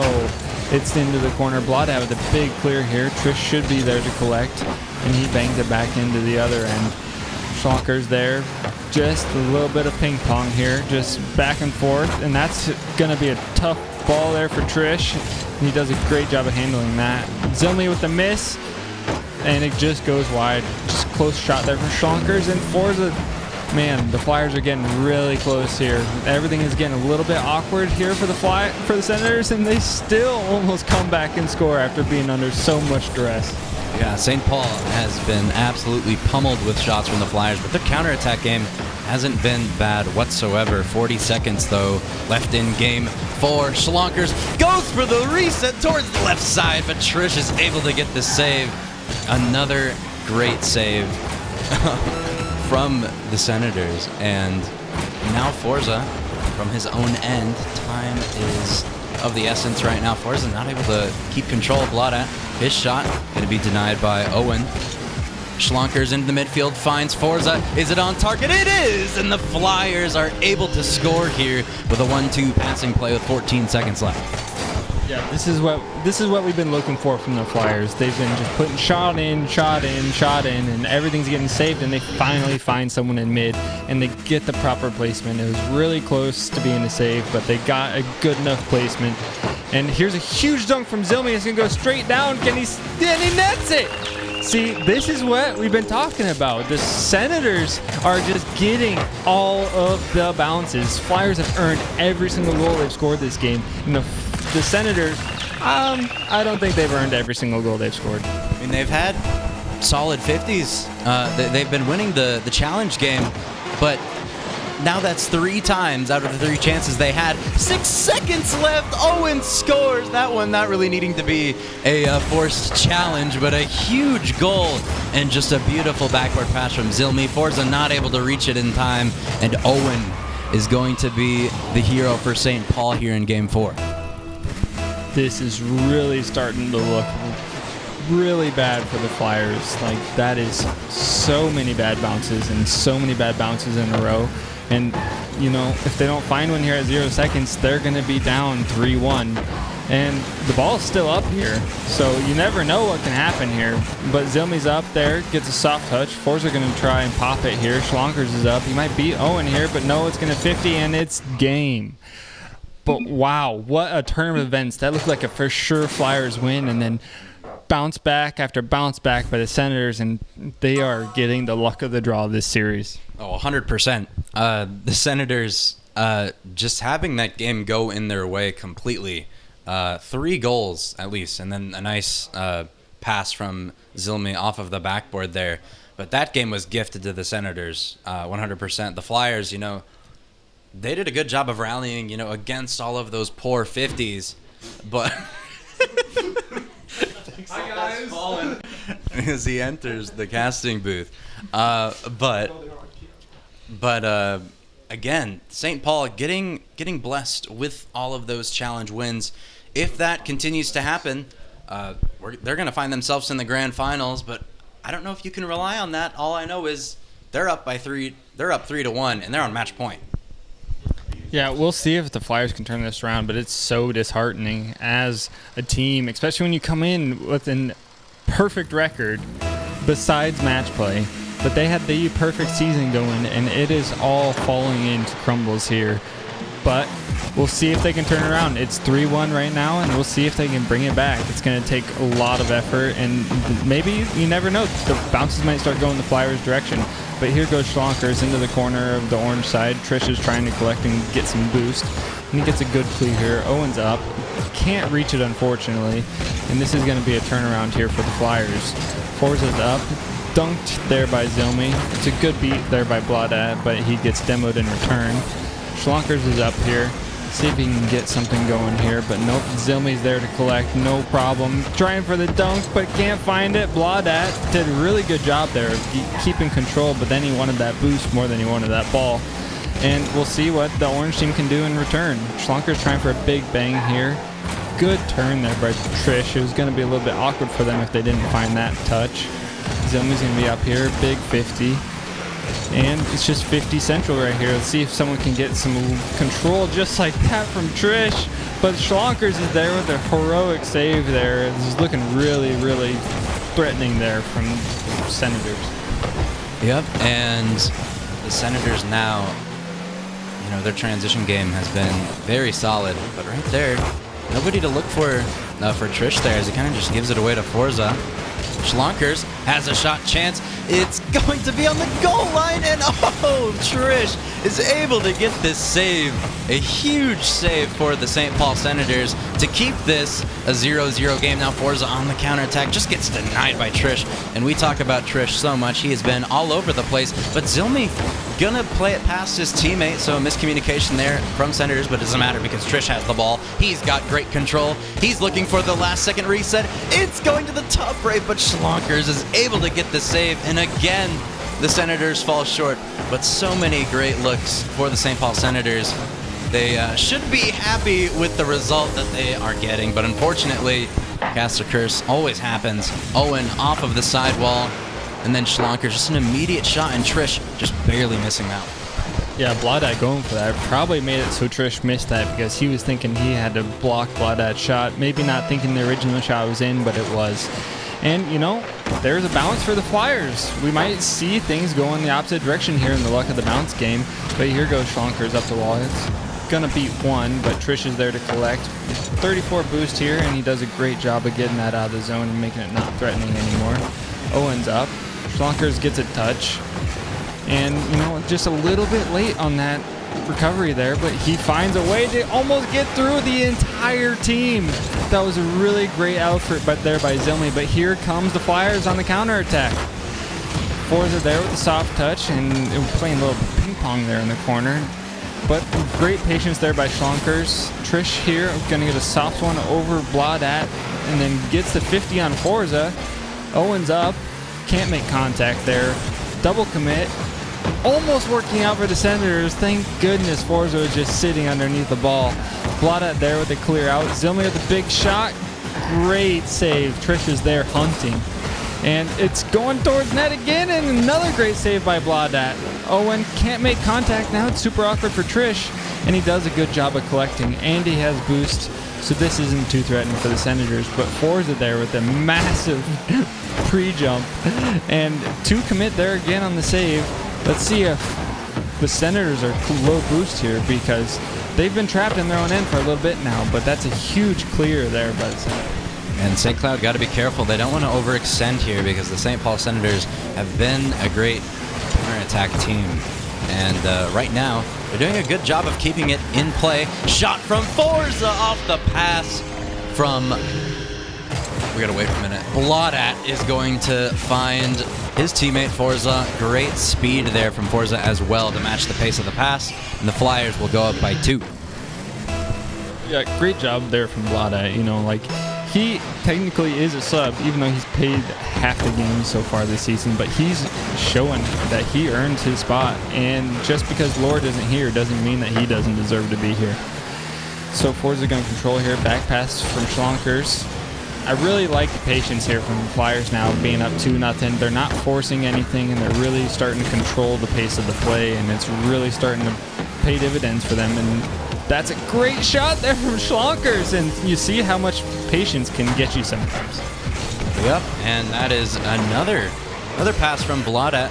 Goes out to Schlonkers, and the shot placement is just perfection. The bottom left corner, he snipes it, and now 50 seconds left. The Senators gonna have to hope for their challenges to somehow just go straight into the net at this point. I don't think they're gonna get that same luck though, heading into this possible game 6. I really don't think that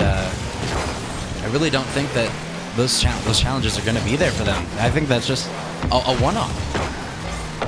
Yeah, this is huge here for the Flyers. And they're still doing a great job of controlling the possession, and they're not giving the ball away. Just like that, what a fake there by Schlonkers and Bladat there. Their timing of their challenges, everything is perfect right now. Now you're seeing why they're the #1 seed. And, you know, just because they weren't the #1 seed when it came to the finals, you know, they were the perfect season for regular season, and they're starting to show why they're so scary. But here's Owen, seeing if he can get something, maybe cause some momentum for next game.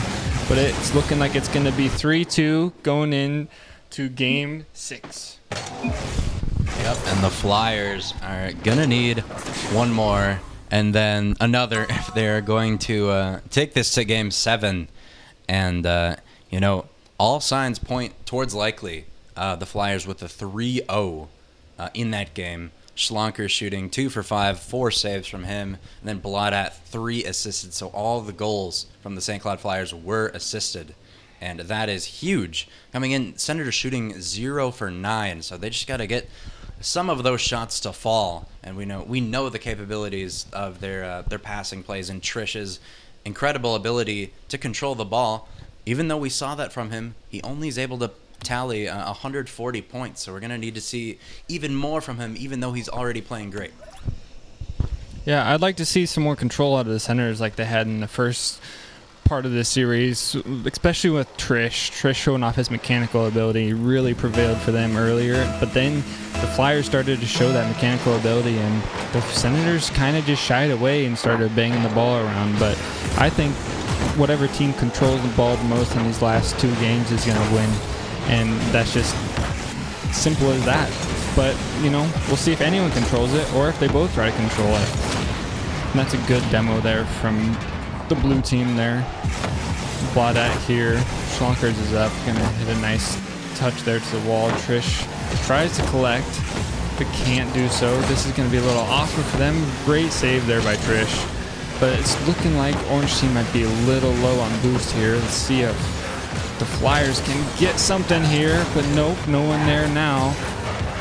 Good bump there by Forza, and it goes over, and it's awkward. It's going off the backboard. Zilmi should have no problem, and Forza's going to turn on it. Owen's going to bang it back downfield.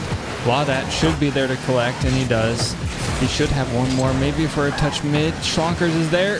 Wow, that is a great off-angle shot there from Schlonkers. Yep, and the Senators just giving the Flyers too much space there. Owen trying to cover that front post area. He's not able to get there in time, and then it goes shots placed behind him, and Zilmi coming through the back post just a tiny bit too late there. So great shot placement from Schlonkers to put it behind the defenders. Now Trish looking for two off the backboard, but he's not able to find it. Now Owen going to look to play it underneath Schlonkers. Zilmi will take a 50. Now Bladat with going to advance this one to the corner of the Senators side. Schlonkers going to be able to follow it up there after a little bit of a dunk from him. And now Owen, Senators have a prime opportunity to capitalize, but not much boost there, and he's just going to give it away to Bladat. Now it's up to Schlonkers. Zilmi's got to make a save, and he's got to avoid that demo, that bump attempt from the Flyers. He does just that. Yeah, both teams here are kind of getting stuck in midfield, but more towards the Senators end. We'll see if the Senators and their great counterattacks, if that's going to prevail here, because they've kind of been stuck towards their end here for a little bit. And let's see if they can get that boost collected and find an opportunity. A weird touch there from Forza, but it almost worked out for him until he unfortunately got demoed. It's another demo here. It's a little threatening. Trish with the no touch. It was very close, and that was probably faking out the defender there, but it's a great job there by Zilmi getting first to the wall, and Forza just playing that touch from Trish, but nothing comes through, and we got a tie game here. It's a 50-50 shot at that point. You have to either predict the shot or going to be able to fall back down on it. And for the Senators, they fake it, and they are rewarded with a goal halfway through game number 6. It was all tied up at 1 apiece. Now Schlonkers will win that challenge. Forza should keep it in the midfield, but they don't have anybody there. Zilmi looks to find Owen in the Flyers' end there, but he had rotated past that point, so that pass not able to connect there. Nice pass out to Zilmi, and he hits the bar on the left side, and it's just so close for the Senators to taking a lead. They only need one more game to win one more game to clinch a spot in the grand finals, but the Flyers as well, they need to win to force this to 7 to keep their season alive. Yeah, and it's looking like the Senators' luck is starting to wear out here a little bit, but Zilmi with a great dunk there. Owen's there, and, Casher's curse, I talk about their luck running out, and Zilmi gets a very fortunate dunk here that just happens to sit in the net. It's unfortunate. It was really awkward there for Forza. Schlonkers might have been able to do something about it, but unfortunately he double jumped. And we got a 2-1 game here, and the Flyers are now fighting for their life. Down by 1 with 1:45 left. Let's see if they can control this emotion that they have going on. Forza with great control there. That caused 2 to jump. Schlonker goes to Bladat, and that's off the post. Is anyone there? Yeah, Forza's there. That's a great finish there from Forza. And that is a goal that was desperately needed. They didn't want to go with down by 1 with just 90 seconds left. They needed a response. They got it immediately, and now it's back to a tie game. Off the kickoff, Bladat going to lose it to Zilmi. Zilmi's been had some very strong kickoffs in favor for the Senators. Trish popping it to the backboard. Is anybody there? Owen's there from across the left side, and he's not able to put it on net there. Now Bladat will send this one forward. Forza coming across the field. He wants to get involved. He's going to miss, though. Now Bladat trying to look for the back pass, but Owen will collect the ball. And now Trish will leave that for Zilmi, as Zilmi's going to miss, actually. Bladat looking for 2. It's going to be dangerous now. Zilmi with a poor touch out. Forza shot to the left side. The Flyers take a 1-goal lead with a minute left. Yeah, I thought that second touch there from Vlada was a mistake, but Zilmi rushes it, and no one is there for that touch from Forza, and it's just a really, really good play and constant pressure from the Flyers that we've been seeing this series, and it's starting to prevail. And it's a good kickoff there for the blue team. Schlonkers is doing a great job controlling here. And it looks like he might get over one, but nope, Trish is there. Big touch here from Vladat. Would have loved to see a little more power on that one, but Schlonkers once again beating Owen. And this is up, but Zilmi, great recovery onto the backboard there. He gets past Owen. Then it's to Trish, and it's going to go straight down, but Schlonkers is there just in the nick of time. And that's a miss from Vladat, but it almost worked out for Schlonkers.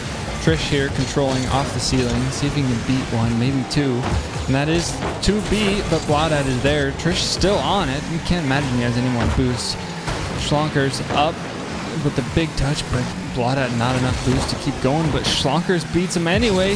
And that's a big dunk out front. Forza's there. Whoa! Bump save there from the Senators. They pull this one out. This is going to be a miracle. Zilmi here collecting, and he can't. So, what do we have now? Game 7. Yep, we've arrived. Game 7, the Flyers were down 3-1 in this series, and they've won the last two. Of course, that last one by 1. The Flyers shooting 3 for 11. Senators shooting 2 for 7. Both these teams so neck and neck. It seems like if just one of these teams is just a little bit off, the other team's going to be able to take advantage of it. Game 7, season on the line. Nerves got to be a factor here. We're going to have to see which team is able to keep their composure. Yeah, it seems as though the Senators' luck is finally starting to dwindle away. And, that can take a toll on your mentality and your want. And when every bounce starts to, not go the way it was going earlier in the series, it becomes really tough to, sometimes you just question your challenges and you slow down a little bit, and that makes things really tough. But, it's Game 7 time. This is what we come here for. This is the moment that you want to be in. So we'll see who can prevail. And it's going to be Trish here. Good patience. Off the backboard, Schlonkers is there, no problem. And that's going to be another miss from Schlonkers, and it's off the backboard. It's really awkward, and great timing on getting back to net from Trish. That was very, very threatening. Vlada with a good read there on the sidewall, and that's a miss, and close one. It's hard to read those missed touches on the goal line, and it's great control once again from Trish, but he can't find anything from it. It's a big dunk there from Zilmi. Finds it mid, but Vladat's there. Vladat looking for a bump here. Can't bump two of them, but Trish finds a way. Great touch from Schlonkers, and it's a double commit here from the Senators. We'll see if Flyers can get anything from it, but no, it's a weak clear. Schlonkers here. Good control. This is looking really dangerous, and he gets the flip reset, and it's a great save from Owen. And the Flyers getting closer and closer. Whenever they do have that offensive pressure, they have been definitely looked deadly so far. As a minute is gone in Game 7. Forza trying to keep it close, not able to take a 50. Schlonkers now out of his own corner. Zilmi, pass goes mid, but Zilmi has to reach for it. It'll go mid once again. Owen gonna put it to the right side. Zilmi, 100 boost. He's got time to work with the ball. He's not able to follow it up though. Forza, some nice coverage there, so that it doesn't go in the favor of the Senators. Owen looking for the flip reset. Can't get the dunk, but a follow-up from Zilmi is denied by Schlonkers. Now Bladat gonna push this one forward with Forza at his hand as well, but Zilmi is able to take it from the corner. Now Owen tries to find Zilmi upfield, but is just gonna be able to play it past both his teammate and the opponent, so a fair trade there. Trish off of the sidewall. Bladat has a lot of time, but he jumps early for it, making this a doable read, but he's able to miss. And so a little bit of awkwardness there on the Senators' goal line. Now Bladat can keep this one forward. Owen looks to be the hero, but he's going to lose control there. Frank is going to play this one forward, as in Forza, as Owen now going to lose a little bit of control there. Bladat 50 gonna go mid, but Trish is able to cover it well. St. Cloud though, Is he able to get another touch? It almost would have been on net with the Flyers right now. Still eager, both teams eager for this first one. Yeah, and Blada here. Oh, almost an insane read there from Blada, and it's a good clear there from Trish. I'd love to see some more, lateral touches here. It seems like it's kind of just straight up and down the field right now. I'd love to see some, cross-field passes, and that would open the field up. That's a big dunk there from Owen, and a great touch from Schlonkers to his corner. Trish here, see, that's what we need, but Owen just can't be there, but he gets a great dunk.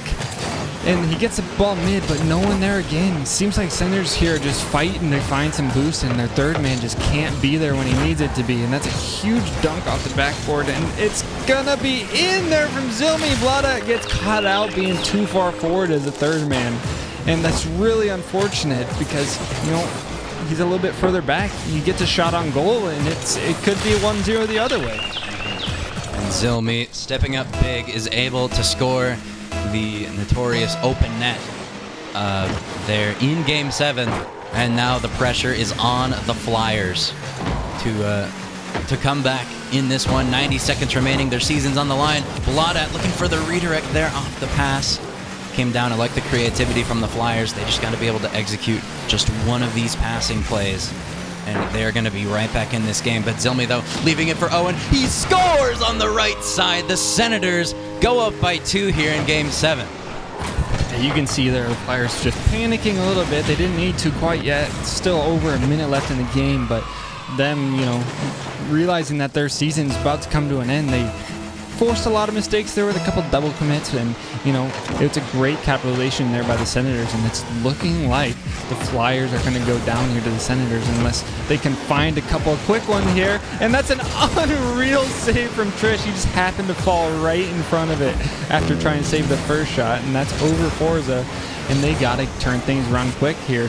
They both got the corner boost, so they have a chance here to get a quick one. And that's one beat, but no, Zilmi's just flying in there. He's buzzing right now. He's like, we're up 2-0. What is there to lose? Like, just play fast, and that's a big beat on 2 by Trish there. Forza there gets a touch. Owen looking to find a demo, but no one's there mid. That would have sealed the deal for sure. But Vlada here to control off the ceiling, and Schlonkers gets it downfield. Owen's there. Can he get a big dunk? No. Vlada there with the dunk. Trish there. Great soft touch, but Schlonkers reads it. Forces up. Can he get 2 maybe? It's an awkward read for Zilmi, and they find one, and they got 15 seconds to tie it up. And it's exactly what they needed. Their season is on the line here. They need an equalizer goal just 15 seconds away from this either going into overtime. But the Flyers, they need at least one. And of course, they need to stop the Senators from scoring. They got 15 seconds to work with. Forza, the wall off the ceiling, gets it mid. Is it on target? It's off the mark. Schlonkers follows. It's going to be on target. Owen is able to get the save, but Schlonkers is going to turn. They got to keep it up. Shot from Bloodat is saved somehow from the St. Paul Senators defense. It's still up, though. They're going to have a tough time keeping this one in. Trish is going to win a big 50. It's going to drop. The St. Paul Senators hang on and deny a big, kind of a best-of-5 reverse sweep there, and are able to move on to the grand finals. Wow, that is what we come here for. That was an incredible save there right at the 5-second left mark. Like, that is an absolute heartbreaker for the Flyers. They had an incredible season, then they fought all the way to the end. But, it comes back to those bounces. The Rocket League gods were on the side of the Senators early in the series, in that one game where they had 3 goals and right off kickoff. Like, that is the difference maker. Mm-hmm. Game 7, and it comes down to a game where you get 3 bounces. Yeah. And the luck of the draw, again, going in favor of St. Paul. But nonetheless, they move on, and they will play the winners of the Minneapolis Miracles and the Rochester Rhythm. There you go. So Rochester definitely the favorites in that one.